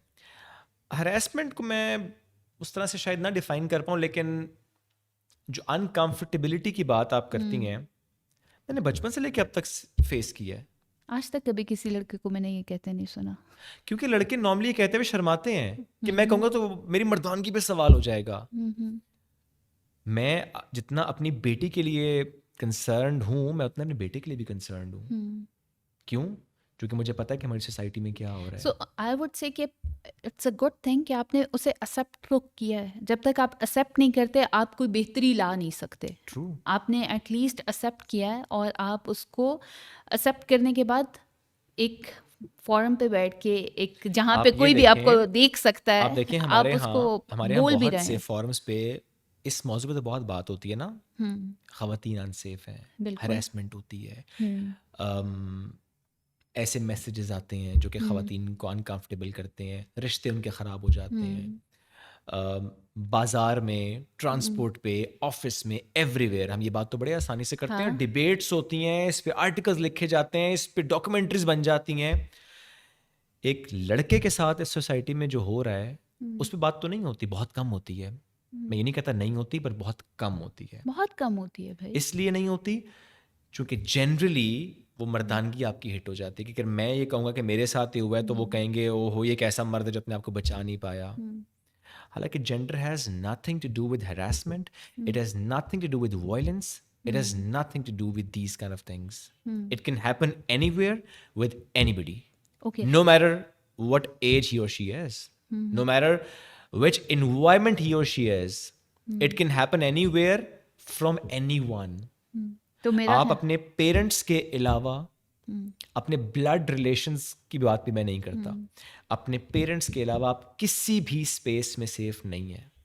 You are vulnerable. हाँ, और एक और चीज़, जब मर्द सेफ अपने आप को फील नहीं करता, क्या वो औरत से सेफ नहीं फील करता या अपने ही जेंडर से वो सेफ फील नहीं कर रहा होता? सेम जेंडर से। सेम जेंडर से। तो इसका मतलब है कि मर्दों को ही ज़्यादा तरबियत की ज़रूरत है और मर्दों पे ही ज़्यादा काम करने की ज़रूरत है। I agreed. अगर आप मुझसे ये पूछें, वैसे तो इन अ लार्जर पिक्चर तरबियत की ज़रूरत सबको है, irrespective of any gender, but मर्दों को ज़्यादा है। हमारे माशरे में शायद, हमारे माशरे में बहुत ज़्यादा है, क्योंकि हमारा सारा फोकस ही लड़कियां हैं। अभी भी मैं लड़कियों की बात कर रही हूँ। सख्ती का वो जो एक एलिमेंट है वो औरत के साथ है, लेकिन असल मसला मर्द के साथ है। चले, एक चीज़ आपने बहुत क्लियर की कि आपकी ही जेंडर से लड़कियां तो अनसेफ हैं ही हैं, लड़के भी अनसेफ हैं। Okay okay. अच्छा, इट्स वेरी पेनफुल। इस ये इतनी बड़ी आपने एक्सेप्टेंस भी की, बात भी की। अ, अपने रिलेशनशिप्स को कैसे मैनेज करते हैं फिर? सोशल मीडिया पे हैं, आई एम श्योर रोज़ नए गेस्ट से भी बात करनी है, पिक्चर्स भी हो रही हैं, शॉर्ट वीडियोस भी बन रही हैं, फैमिली लाइफ डिस्टर्ब होती है? दैट डिपेंड्स कि आपका वो जो एक फैमिली का सर्कल है वो कैसा है। ओके। फॉर एग्जांपल मैं अगर अपनी बात करूं, जनरली मेरी फैमिली ऐसी है कि हम थोड़ा सा डिस्टेंस मेंटेन रखते हैं ऑपोजिट जेंडर के साथ। Okay, right. लाइक अक्सर ऐसा होता है जब आपके पास कोई गेस्ट आया है या किसी ऐसी गैदरिंग में आप गए हैं जहाँ पे कोई एक्टर्स भी हैं, जहाँ पे जो भी फीमेल्स हैं, भले आप जितना मर्जी कंफर्टेबल उनके साथ, लेकिन जब पिक्चर बन रही होती है तो मैं मेक श्योर करता हूँ डिस्टेंस हो। Okay, right. हालांकि देखिए बड़ी नॉर्मल सी बात है, वो साथ खड़ी होगी तो शायद उसका क्लोथ टच हो रहा होगा या हो समटाइम वो टच भी नहीं हो रहा होता, वो एंगल ऐसा होता है कि आपको लगता है वो साथ लग रहा आप होता खड़े है, हुए हैं। ऐसे ही है। तो आई मेक श्योर कि ऐसा ना हो, क्योंकि उसके बाद जो वो तस्वीर जो देखेगा वो एक राय कायम करेगा। ओके। अच्छा, आपस में इतने कंफर्टेबल, मसला होता है। मेरे दिल में कोई चीज़ ना भी हो ना, और अक्सर ऐसा होता है, माई वाइफ चूंकि वो मुझे बड़ा अंडरस्टैंड करती है इस मामले में, अल्लाह हमेशा ही ट्रस्ट कायम रखे, मैं कभी उसका ट्रस्ट ना तोड़ूं। लेकिन अक्सर ऐसा होता है कि मेरे शो में या मेरी किसी गैदरिंग में या किसी इवेंट पे, चूंकि ज़ाहिर है आप इवेंट्स कर रहे होते हैं, शोबिज़ में भी आपका इंट्रैक्शन हो रहा होता है, तो किसी क्लिप में फॉर एग्जांपल मैं नाम लिए बगैर एक एक्ट्रेस का वो बताऊं कि मैं एक इवेंट पे था, तो चूंकि उनके साथ मेरी अच्छी गपशप है, तो वो एक फ्लो में आई और उन्होंने मुझे साइड से ऐसे जैसे एक रिस्पेक्ट से आप मिलते हैं, हालांकि कोई ऐसा वो नहीं है, तो उस वक्त एक कैमरा चूंकि वहां पे था और वो चीज़ें कैप्चर हो रही थी, ओके। तो वो बन गया।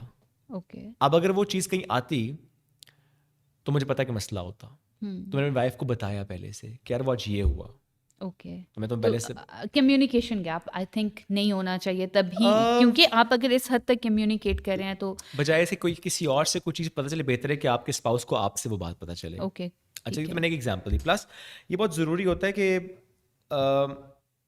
हमारे प्रोडक्शन का जो कि जो लोग होते हैं ना, ये चीज़ थोड़ी सी उनको अंडरस्टैंड करनी चाहिए।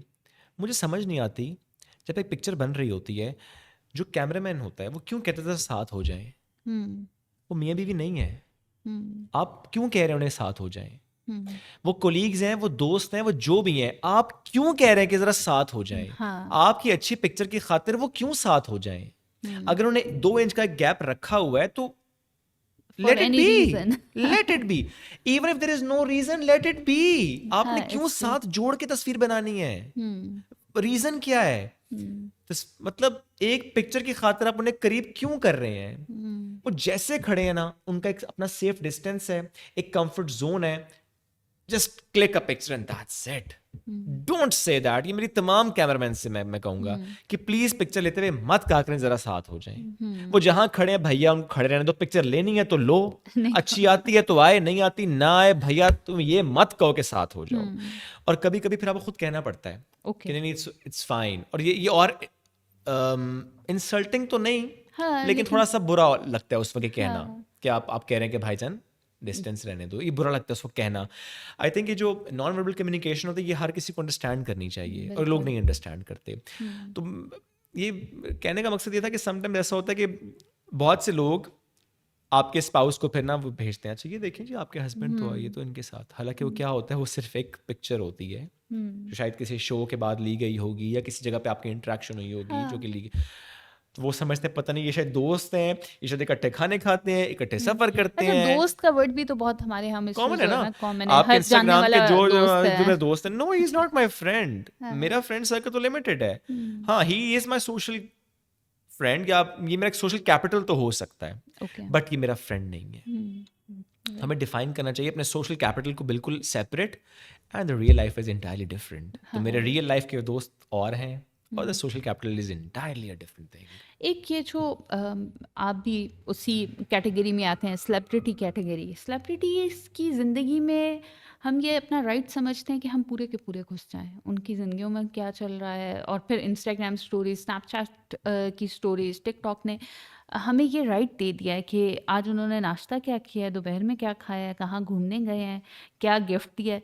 कितना आप इस चीज़ के साथ जो है एग्री करते हैं कि ऐसा होना चाहिए या नहीं होना चाहिए, या आपको डिस्टर्बिंग लगती है, या आप ये करना चाहते हैं, आपने बाउंड किया हुआ है अपने आप को, क्या है आपका, क्या सोच, क्या है विजन, क्या है इस बारे में?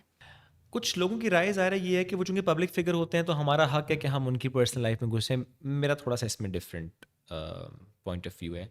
मुझे लगता है कि आपको जितनी एक्सेस दी जाए उतनी ही एक्सेस लेनी चाहिए। ओके। किसी मौजू पर किसी सेलिब्रिटी ने अगर बात की है या वो करना चाहता है तो ठीक है।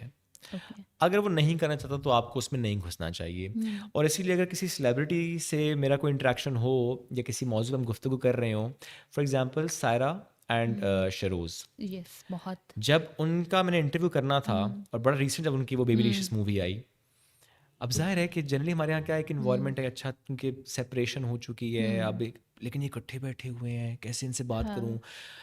तो मैंने उनसे कहा, मैं कहा देखें जाहिर है एक व्यूवर तो ये सवाल करता है ना, क्योंकि हमारे यहाँ सोसाइटी ऐसी है कि अच्छा जी अब रास्ते जुदा हो गए तो पता नहीं बिल्कुल ही सब कुछ अलग हो गया। मैं बड़ा एडमायर करता हूँ इन दोनों को by the way, specially Saira, the way she is taking these things, I really admire her. तो मुझे अच्छा भी लगा कि वो plus they are so positive, an example for the whole no society. doubt, no doubt, हाँ. huge respect for both of them. तो मैंने उनसे पूछा before I start the interview, मैंने कहा is there any dos and don'ts for this interview. तो उन्होंने कहा कि हम उस पर बात नहीं करना चाहते, आर लाइफ, आर स्टोरी। तो मैंने कहा बट मैं अप्रिशिएट करना चाहता हूँ the way you are leading these things. तो उन्होंने कहा आप बिल्कुल करें, कोई मसला नहीं है अगर आप इस अंदाज में करना चाहते हैं। मैंने कहा मैं वाकई मुझे it's very good, it's positive thing और मैं चाहता हूँ मैं थोड़ी सी इस पर बात करूँ। उन्होंने कहा बिल्कुल करें। तो हमने उस पर बात की, हमने इन्जॉय किया, उन्होंने भी उस पर मुझे रिस्पॉन्ड किया, तो हमने अच्छा सा उससे कर लिया। इसी तरह एक और एग्जाम्पल है सज्जल एंड आहद। ठीक है। जब उनके दरमियान कुछ इशू स्टार्ट हुआ जिसका भी किसी को नहीं पता था, मुझे नहीं पता था, यानी अभी मंजर आम पर नहीं आया था, अभी बिल्कुल दे वर हैप्पीली मैरिड उस वक्त तक ना। तो सज्जल का मैं इंटरव्यू कर रहा था, एक मूवी उस वक्त आई थी एंड आई थिंक वो मूवी सज्जल की मूवी थी और सज्जल के साथ बिलाल अब्बास था। तो हम लोग खड़े गुफ्तगू कर रहे और मैंने वैसे ही पूछा सज्जल से, मैंने कहा तो आहद आप मूवी देखने नहीं आए, रेड कार्पेट पे नहीं आए, जैसे आप पूछते हैं कि आपका स्पाउस नहीं आया। तो सज्जल थोड़ा अनकंफर्टेबल हुई उस द वे शी रिस्पॉन्डेड, तो मुझे लगा कुछ गड़बड़ है। ओके। मुझे थोड़ा सेंस हुआ कि सज्जल ने उस तरह रिस्पॉन्ड किया नहीं जिस तरह करना चाहिए था। अच्छा, इंटरव्यू के बाद सज्जल ने मेरे प्रोड्यूसर को कॉल की और सज्जल ने कहा कि आप प्लीज़ वो पार्ट निकाल दीजिएगा, आहद से मुतालिक जो गुफ्तगू हमारी हुई है वो आपने नहीं चलानी। तो हमने उस पर एक जिम्मेदारी का मुजाहरा किया, ना हमने कहीं वो चलाई, ना हमने उस पर कोई न्यूज़ बनाई कि there is something going between Sajal and Ahad. ये बहुत पर्सनल बात थी ना उनकी, और उसने हमें बता दिया कि आप नहीं चलाना तो it's our responsibility to cut that thing off, and we did that. तो बाद में वो चीज़ें फिर सामने आ भी गई। तो ये आई थिंक हम न्यूज़ के चक्कर में या व्यूज़ के चक्कर में या मसाले के चक्कर में समटाइम्स बहुत कुरैत के बीच में घुस के चीज़ें कर रहे होते हैं, which is wrong. For example अभी रिसेंटली PSL के मैच में जब सना जावेद पहुंची तो वो जो नारे लगे, how stupid that man is जिसने वो नारे लगाए। दो लोग आपस में अपनी जिंदगी का फैसला कह रहे हैं, आप कौन है यार? प्लस देखिए पहले तो आप उस पर जो डिस्कशन करते हैं वो भी नहीं करनी चाहिए। दूसरी बात यह है कि आप सना के लिए सानिया मिर्जा के नारे क्यों लगा रहे हैं? आपको क्या पता उनकी जिंदगियों में क्या था और क्या नहीं था? ये तो रब बेहतर जानता है, और अगर था भी तो ये उनका रब का मामला है। Who are you? बिल्कुल ऐसे ही। आपको तो उससे नहीं उस पर कूदना चाहिए। आपका डिफरेंस ऑफ ओपिनियन है, आपको नहीं पसंद, ना बात करें, ना देखें, ना इंटरेक्ट करें, अवॉइड करें, रास्ता जुदा करें। Why promoting negativity? नहीं, ये तो हमने अपनी इमरान खान और बुशरा बीबी के साथ इतना किया। सबके साथ किया जी, सबके साथ सबके साथ किया, तो हम तो किसी को नहीं छोड़ते। लेकिन आई रिस्पेक्ट योर ओपिनियन और मुझे आपका विजन बहुत अच्छा लगा। और मेरे लिए ये बड़ी हैरानकुन बात है कि न्यूज़ चैनल्स इतनी प्राइवेसी का ख्याल रखते हैं लोगों की। कुछ लोग नहीं भी रखते। अच्छा, बट जहाँ आप काम कर रहे हैं वहाँ ये ख्याल रखते हैं? इस बात का बहुत ज़्यादा ख्याल रखते हैं, बहुत ज़्यादा, मतलब ज़रूरत से ज़्यादा। कोई ऐसा लफ्ज़, कोई ऐसा जुमला, कोई ऐसी फुटेज, कोई ऐसी बात किसी के बारे में ऐसी नहीं ऑनर होनी चाहिए जो कि उसके कैरेक्टर से मुतालिक हो, जो कि किसी भी ऐसे मामले से मुतालिक हो जिसका या वो नहीं चाहता। या वो नहीं चाहता, हाँ। या समटाइम्स ये भी कि आप खुद रिस्पॉन्सिबिलिटी का मुजाहरा करते वो चीज़ ना चलाएं, उस पर ना गुफ्तगू करें। क्या ओके, ज़रूरत है क्या ज़रूरत है? मसाले के लिए? ठीक कोई है। ज़रूरत नहीं है। ये जो मॉर्निंग शो है और मिसाले की आपने बात की, बड़ा कंपटीशन है यार, सिर्फ व्यूअर्स के लिए, हमारे व्यूज़ बढ़ जाएं, हमारा रेटिंग बेहतर ऑनेस्टली हो। अब बताऊं मैं आपको, कि ऐसा मीड तो नहीं होगा न्यूज़ चैनल्स में भी अब नहीं है, शादियां होने लग नहीं मैं जाएंगी वो और सही बताऊं, बेबी शावर ये जो शुरू हो जाएंगे? नॉट एट ऑल, ये जो एक कॉन्सेप्ट था ना रेटिंग का, हम्म, आई थिंक वो ख़त्म हो चुका है। खत्म हो गया। दिस इज प्रेशर हेल्दी, नहीं होता। Not at all, this is healthy competition. Okay. हमें पता है किस चीज़ से रेटिंग आएगी, हम वो नहीं करते हम्म। क्योंकि वो सही नहीं है। ओके। हम क्या कर रहे हैं, हमें एक हेल्दी कंपटीशन में रहना है, हमें अच्छा कंटेंट देना है हर चैनल ने। तो मैं ज़रूर एग्जांपल दूं आपको, जियो, एक्सप्रेस, ARY, हम न्यूज़, तो ये वो 3-4 चैनल्स हैं जिनके मॉर्निंग शोज ज़रा टॉप रेटेड मॉर्निंग शोज हैं। तो ये अपने उस कंटेंट में, उस जंग में होता है, अच्छा ये अच्छा कंटेंट पहले हमने करना है, अच्छा चलो पहले उसने कर लिया, अब मैंने और अच्छा कुछ एग्जीक्यूट नहीं, करना है। नहीं हाँ। नहीं, कंटेंट वही है, गेस्ट ओके। वही है, खबर वही है, एग्जीक्यूशन डिफरेंट है। ओके। और अच्छा करना है, और बेहतर करना है, ओके। क्वालिटी बेहतर करनी है, प्रोडक्शन बेहतर करनी है, तो हम उस पर लगे होते हैं, which is a very healthy competition है मस्ट से। जो चलो आप व्यूज़ वाले मसाले की बात है, ये सारा डिजिटल मीडिया का चक्कर है, इसका मेन स्ट्रीम से कोई ताल्लुक नहीं है। नहीं नहीं, ऐसी बात नहीं है। हमने मॉर्निंग शोज में शादियां भी करवाई हैं, वो मेरे ठीक है। बचपन की बात है। हमने बच्चे भी पैदा करवाए हैं, हमने सास बहू की लड़ाइयाँ भी लड़ी है, हमने मॉर्निंग शोज में बहुत कुछ किया है। वो एक टाइम एंटरटेनमेंट पे, के मॉर्निंग शोज थे हाँ, ना। एंटरटेनमेंट के। तो मैं यही पूछ रही थी कि न्यूज़ चैनल्स वाले भी ऐसा ना हो ना कि कुछ अरसे बाद ये सब करने लग आई जाएं। डोंट थिंक बट सो, अच्छा, इतने सालों से अगर नहीं किया तब भी नहीं करेंगे। Okay, great great. Job timing है आपकी 10 to 12? नहीं नहीं, वो मेरा शो टाइमिंग है, जॉब टाइमिंग नहीं है। ओके, जॉब टाइमिंग क्या है? सो आई गो टू ऑफिस एट 8, हाँ, अब 3 बजे तक मैं ऑफिस होता हूँ तो ओके, 8 to 3। ऑलमोस्ट। ओके, तो अब इतना मुश्किल काम नहीं है जितना हमें लगता है कि बहुत मुश्किल होगा। यार मुझे इसलिए मुश्किल नहीं लगता क्योंकि मैं एंजॉय करता हूँ। 8 बजे मैं क्यों जाता हूँ, क्योंकि मैं बच्चों को स्कूल छोड़ना होता है, तो मैं फिर वापस घर नहीं जाता ना 1 घंटे के लिए, मैं अपने बच्चों ओके। को स्कूल ड्रॉप करके ऑफिस जाता हूँ। अदरवाइज मैं 9 साढ़े 9 बजे जाऊँ तो I can easily make it, but मैं नहीं ओके। लेट अच्छा, जॉब टाइमिंग की इसलिए पूछ रही थी क्योंकि मुझे ये लगता है कि हमारे लिए और बाकी जो लोग होते हैं कॉर्पोरेट सेक्टर में भी, इवन बैंक्स में, कहीं भी स्कूल्स में, हमारी तबीयत नहीं ठीक, हम सुबह एक मैसेज हम नहीं कर सकते ये। हाँ, आप लोग तो हमें हर रोज़ नज़र आ रहे होते हैं, मूड ख़राब है तब भी नज़र आ रहे हैं, मतलब कि आपकी ज़िंदगियों में कुछ हो नहीं रहा होता, कैसे मैनेज करते 3 हैं? Weeks back I had an allergy.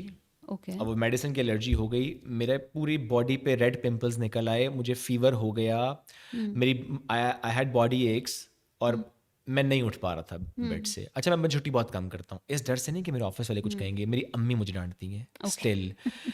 मतलब मैं उस घर से हूँ जहाँ पे ना स्कूल से कभी छुट्टी करने दी गई है, ना हाँ। कभी जॉब से छुट्टी करने दी गई है। बेटा ओके। जॉब से छुट्टी नहीं करनी। तो मुझे डर क्या होता है, अगर मैं नहीं जाऊँगा मेरी अम्मा मुझे कॉल करके पूछेंगे बेटा तुम गए क्यों नहीं हो। ओके। तो जब मैं कहता हूँ ना मैंने छुट्टी करनी है, इसका मतलब काम बहुत ख़राब है। ओके। तो मैंने मैसेज किया कि मैं नहीं आ सकता, मेरी तबीयत बहुत ज़्यादा ख़राब है, एलर्जी है, फेस पर भी है एंड एवरीथिंग। तो प्रोड्यूसर ने पहले कहा ओके ठीक है, देख लें अगर नहीं मैनेज होता। मैंने कहा नहीं हो सकता, मेरे बच्चों को भी मेरी वाइफ छोड़ने गई स्कूल और मैं लेटा हुआ। 9:10 मुझे कॉल आई, 9:10 पे, हालांकि मैं नॉर्मली ऑफिस से 8 बजे जाता हूँ और शो स्टार्ट हो रहा है 10 बजे, और 9:10 या 12 पे मुझे कॉल आती है, यार मैनेज करें किसी तरह आ जाएं। मैंने कहा यार कैसे, क्या कहते हैं यार, नहीं यार देखें 2 एंकर्स शो है, आपकी केमिस्ट्री है तो मज़ा नहीं आएगा, मैनेज कर रहे हैं, अच्छा फ़ौरन वापस चले जाना, अच्छा गाड़ी भेज देते। मैंने कहा कि फ़ाइन भेजो गाड़ी। बहुत मुश्किल है। गाड़ी आई, मैं गया ऑफिस, फ़ौरन मैं तैयार हूँ, कंटेंट भी नहीं पढ़ा हुआ था, मैंने फिर क्विकली कंटेंट पढ़ा, तो मैंने शो किया। मैं नहीं छुट्टी कर सका, तो मेरे प्रोड्यूसर ने मुझे 11th आवर पे बुला के शो तो करवाया। अच्छा, तो बहुत छुट्टी मुश्किल है आपके लिए। लोगों को लगता है कि इस काम में आने के लिए बड़ा मुश्किल है। ये काम आपको इस तरह नहीं होता कि जी हमने न्यूज़पेपर में जॉब्स आई हैं, हमें इतने एंकर्स चाहिए, इतने होस्ट चाहिए, हम जाके अप्लाई करेंगे और हमें ये हमने पढ़ लिया। तो लोग अक्सर जर्नलिज्म की स्टडीज़ कर रहे होते हैं कि शायद इसके बाद हम जाके स्क्रीन पे बैठ जाएंगे, हामिद मीर बन जाएंगे। किस तरह इस कैरियर को परस्यू किया जा सकता है? मुख्तलिफ रास्ते हैं। ओके। आजकल तो ये भी बड़ा कॉमन हो गया है कि जिसकी सोशल मीडिया पे फॉलोइंग अच्छी है तो उसको शो भी मिल जाता है। अच्छा। जिसको बोलना नहीं भी आता लेकिन हाँ। चूंकि फॉलोइंग अच्छी है, चूंकि उसकी एक वीडियो हिट हो गई है किसी भी हाँ, जगह ठीक पे, है, आई तो गॉट आ जाता है। इट। I got it. तो मैंने नाम नहीं लिया, देखें, हाँ।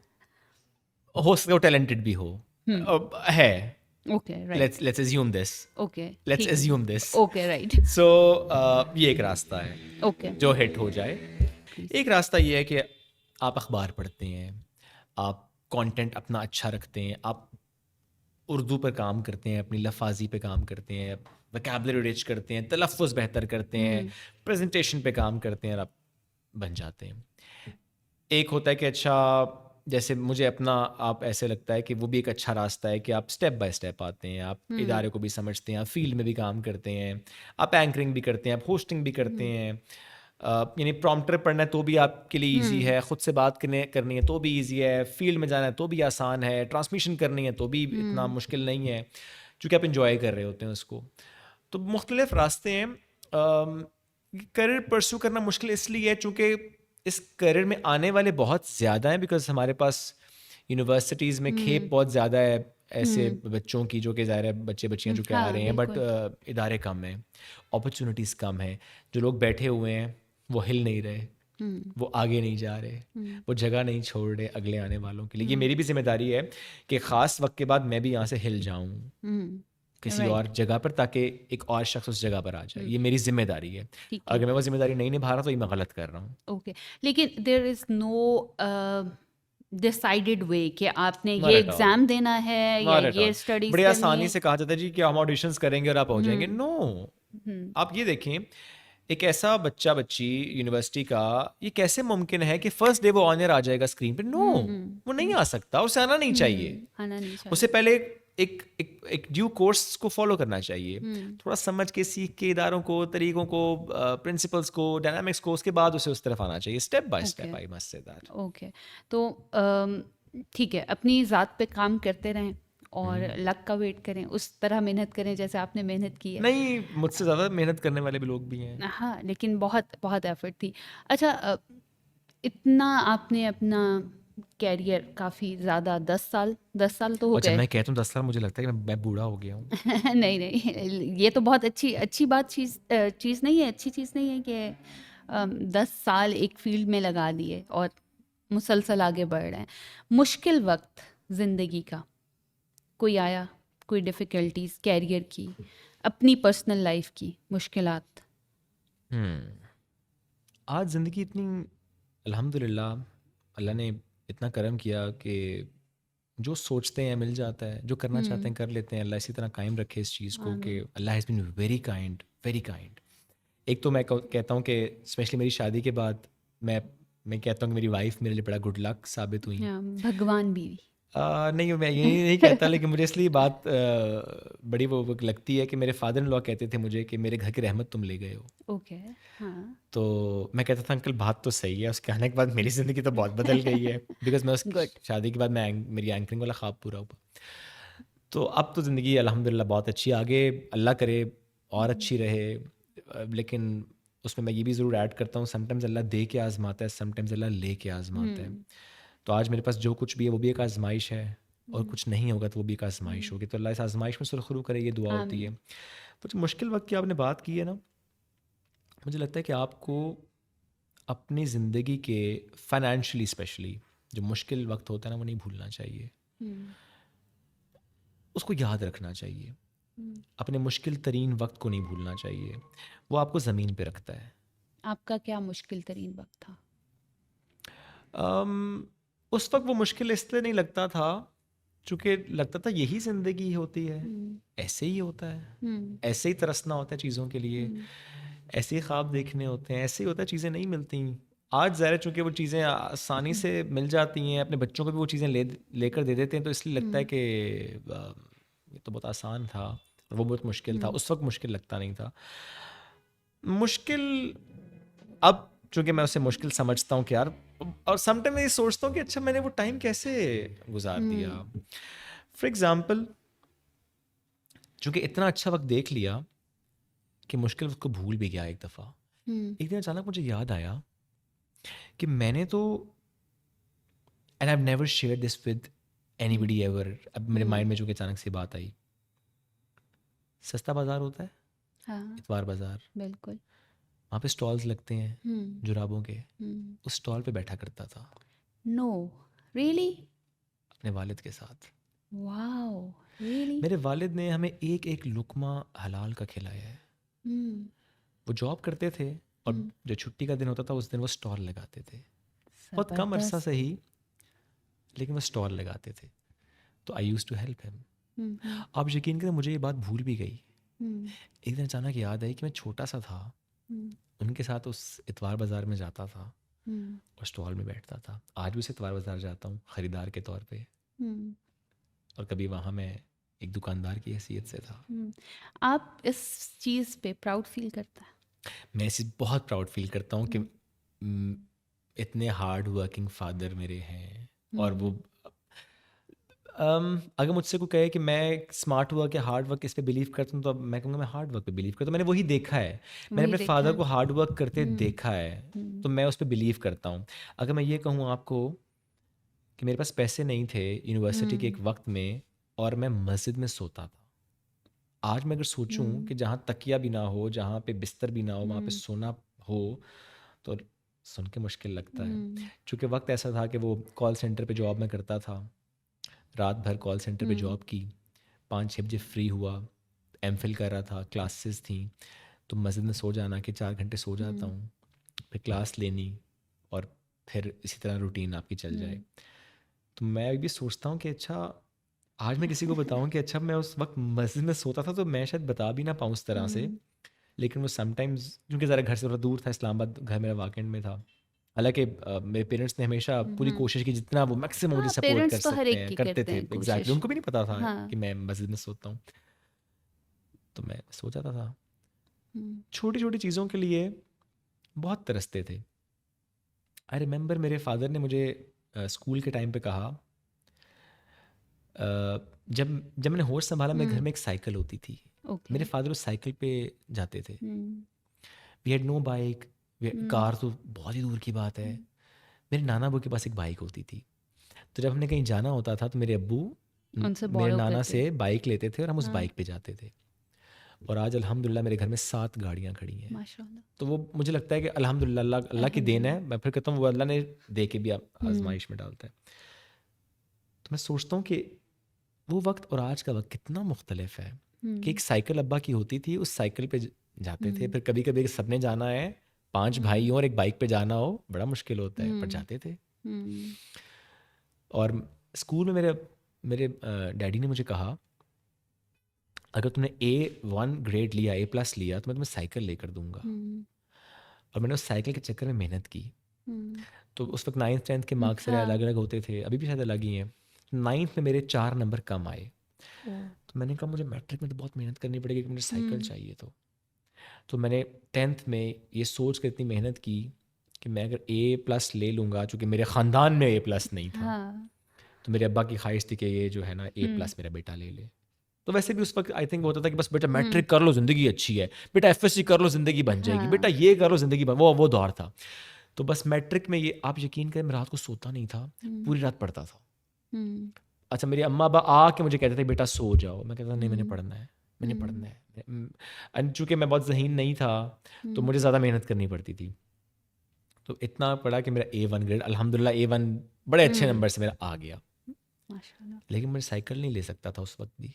मैंने क्या सोचा, मैंने कहा साइकिल नई, ये तो बहुत बर्डन हो जाएगा फाइनेंशियल। आपने ये सोचा? मैंने ये सोचा, जब मैंने अचीव कर लिया कि now I can ask him. Because being a child it's very like बहुत सेंसिटिव होना पड़ता है आपको, हाँ, इतने लेकिन छोटे मुझे बच्चे मुझे के ये लिए। लगा कि मैंने वो कर तो लिया जो डैडी ने कहा था, लेकिन मैं ये कैसे उन्हें कहूँ कि मुझे नई साइकिल दिला दें। तो मेरे दोस्त के पास एक साइकिल थी, मैंने अब्बा से कहा अब्बा साइकिल उससे ख़रीद लेते हैं, हाँ। साइकिल भी आ जाएगी। हाँ। तो हमने वो साइकिल ख़रीद ली। I am so proud of you. और मुझे याद एक दफ़ा ऐसे हुआ, चूँकि हम भाई 5 भाई में से छोटा था ना, तो वो नॉर्मली होता है ना, अच्छा भाई की चीज़ आपके हिस्से में आएगी। तो मेरे भाई के जूते जब मुझे मिले कि अच्छा आप ये जूते तुम्हारे हो गए, कि ज़ाहिर है भाई अगली क्लास में चला गया, वो ठीक जूते है। मुझे पूरे आ हाँ। जाएंगे। पुराने जूते थे, ज़ाहिर है उस जूते पे जैसे वो लगा होता है, पेवन भी लगा हुआ था। I think I was in class 7। मैं जूते पॉलिश कर रहा था। मैंने कभी नहीं कहा था कि डैडी मुझे नया जूता ले दें। घर के हालात पता होते हैं आपको, बिल्कुल। आप ऐसी ख्वाहिश करते भी नहीं है कि आप को पता। हर बच्चा ऐसा नहीं होता, बट अब आई कैन सी के उस वक्त चूंकि you're a हालात sensible ऐसे and होते हैं कि child. नहीं, आई थिंक उन हालात को आप सेंस भी कर रहे होते हैं। Okay. तो मेरे में ये हिम्मत भी नहीं थी कि मैंने को मुझे नया जूता चाहिए, जब हर क्लास में हर नया बच्चा नया जूता पहन के आए, नया यूनिफॉर्म हो, और आपने चूंकि भाई का यूनिफॉर्म आपको पूरा आ गया, तो ज़ाहिर है होता है ऐसे नॉर्मली। मैं जूते पॉलिश कर रहा था तो मेरे अब्बू वहां से गुजरे, मेरे जूते देखे कि इतने घिसे हुए जूते, ऊपर पेवन भी लगे हुए हैं, उसकी हील भी इतनी घिस गई है, और ये इसी को पॉलिश कर रहे हैं। तो उससे पहले चूंकि उनकी नज़र शायद उन जूतों पर नहीं पड़ी थी, तो उन्होंने वो जूते देखे, तो द नेक्स्ट डे फिर वो मुझे लेकर के मुझे नए जूते दिलाए। मुझे बहुत खुशी हुई कि मुझे नए जूते मिले। हैविंग सेड दैट, मैं जब इस चीज़ को याद करता हूँ, मैं कहता हूँ क्या वक्त देखा है अल्लाह, और आज क्या वक्त उन्होंने मुझे दिखाया है। Allah has been very kind, Allah has been very kind. अल्हम्दुलिल्लाह, आई एम वेरी ब्लेस्ड कि आज भी नहीं, बल्कि जनरली भी मैंने ये बाय द टाइम ये देखा, हर आने वाला दिन पहले से बेहतर हुआ। जिस चीज़ का सोचा वो चीज़ अल्लाह ने दी। जहाँ जाने का सोचा अल्लाह ने वहाँ मुझे भेजा। हालांकि मैं अभी भी कहता हूँ, मैं कोई फाइनेंशियली बहुत स्ट्रांग नहीं हूँ, वो सैलरीड पर्सन हूँ, तो सैलरी लग जाती है। लेकिन जो सोचता हूँ, जो मांगता हूँ अल्लाह ताला से, वो मिल जाता somehow है। मुझे अल्लाह वो दे देता है। अल्हम्दुलिल्लाह, एंड अल्हम्दुलिल्लाह। आई वुड से कि वो जो एक नज़म है ना कि एक छोटा सा बच्चा था मैं जिन दिनों, एक मेले में पहुंचा हुमकता हुआ, दिल तरसता था हर चीज़ को मगर जेब खाली थी, मैं कुछ मोल ले ना सका। ऐसा ही कुछ है। मैंने कुछ शायरी इधर उधर की है। तो क्या आज वो बच्चा अभी जिंदा है, या वो जैसे नज़म के एंड में बच्चा जो है उसका दिल भर जाता है, उसकी जेब भरी होती है और पैसों से, लेकिन दिल वो नहीं रहता?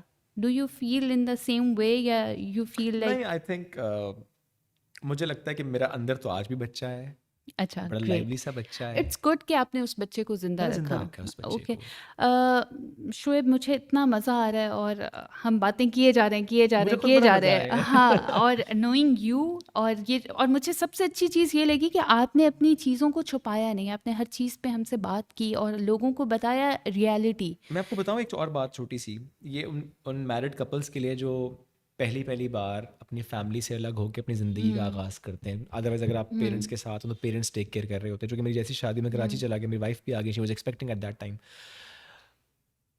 घर का छोटा बच्चा एकदम घर से बाहर चला जाए, जिसने खुद सब कुछ मैनेज करना है, जिसने आज तक कभी सब्जी भी नहीं ली थी, उसने हर चीज़ खुद करनी है। एक जिम्मेदारी आपके पास, देखें तो आप घर से बाहर आ गए, शहर से दूर आ गए, एक रिस्पॉन्सिबिलिटी है और एक नई रिस्पॉन्सिबिलिटी आने वाली है। आपको नहीं पता था कैसे मैनेज करना, शहर से भी दूर हैं आप, कुछ भी नहीं होता था मेरे पास, जाहिर है। हालांकि मेरी एंकरिंग स्टार्ट हो गई भी थी, but I had nothing, no bike, nothing. तो कहीं जाना तो रिक्शे पे जाना। यू वोंट बिलीव, ऐसा वक्त आया, पैसे नहीं होते थे, पैसे लग जाते थे, सैलरी लग जाती थी, रिक्शे के पैसे भी नहीं होते थे। वाइफ एक्सपेक्टिंग है, 6-7 मंथ्स था। मैं से कहता ना, हम वॉक करते हैं, और बहाना क्या करता था, तुम्हारा बीपी हाई है ना, डॉक्टर ने कहा वॉक करनी है, तो इसलिए रिक्शा नहीं ले रहा। अच्छा, वहाँ जाकर रिक्शा करा दूंगा, थोड़ी सी वॉक करते हैं, बस अगले मोड़ से रिक्शा करा दूंगा। उसने मेरा बड़ा साथ दिया यार, इतना साथ दिया उसने मेरा कि वो वॉक करती थी। उसे पता होता था मेरे पास पैसे नहीं है, वॉक करती थी मेरे साथ उस टाइम पे। ये बात हम किसी को बताते भी नहीं थे कि हम वॉक करके घर पहुंचे हैं। हालांकि चूँकि ज़रा एंड पे आपका वेट भी गेन, स्वेलिंग, तो वो मेरा बड़ा साथ देती थी, बड़ा साथ दिया उसने मेरा। एक दफ़ा भी नहीं, कई दफ़ा ऐसे हुआ, जो कराची में पीने का पानी बॉटल में आता है ना, बिल्कुल ऐसा ही है, उसके पैसे भी नहीं होते थे।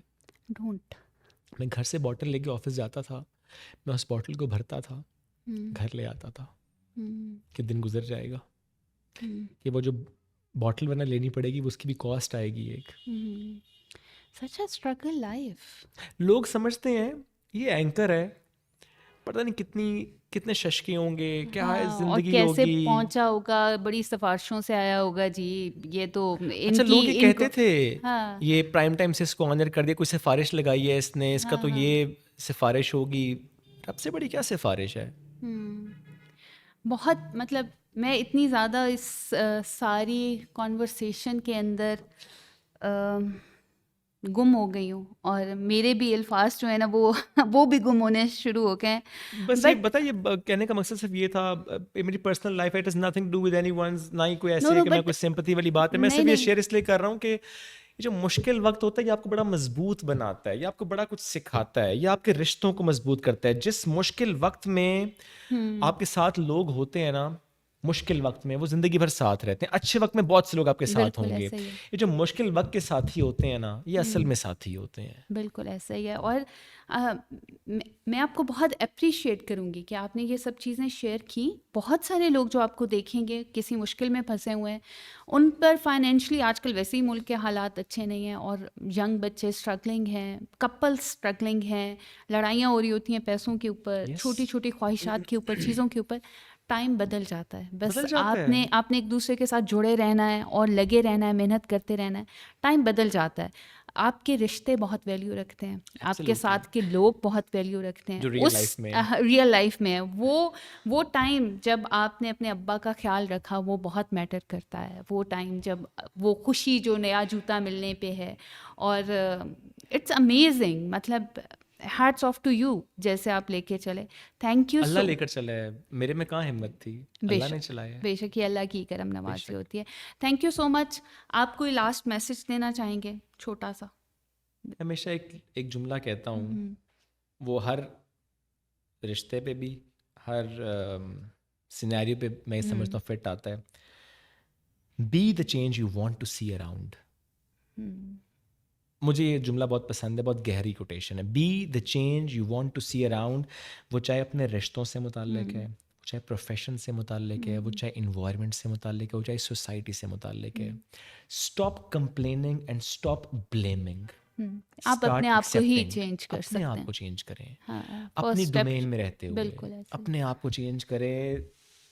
लोगों को चेंज नहीं कर सकते आप, अपने आप को करेंगे, चीज़ें आहिस्ता आहिस्ता एक ट्रिकल डाउन इफेक्ट आएगा, चीज़ें बेहतर हो जाएंगी। Great. Thank you so much श्वेत, थैंक यू सो मच। मतलब इतना सब कुछ शेयर किया इतने अच्छे तरीके से, इमोशंस के साथ, और ये हिम्मत रखना कि मैंने ये सब बातें करनी है अपनी ज़िंदगी के मुश्किल वक्त, वो स्ट्रगलिंग टाइम जो कोई नहीं जानता। हम तो एक हंसता मुस्कुराता चेहरा देखते हैं हर रोज़ सुबह, जेल से बाल सेट हैं मेकअप सेट है, टाई शाई अच्छी बंधी हुई है, और जो है ना वो वेलकम कर रहा है। थैंक यू सो मच, बड़ा मज़ा आया। Thank you so much everyone. I hope आप लोगों ने हमारी ये एपिसोड एंजॉय की होगी। नेक्स्ट टाइम किसी और एपिसोड में किसी और टॉपिक के साथ मिलते हैं। Thank you so much. अल्लाह हाफ़िज़।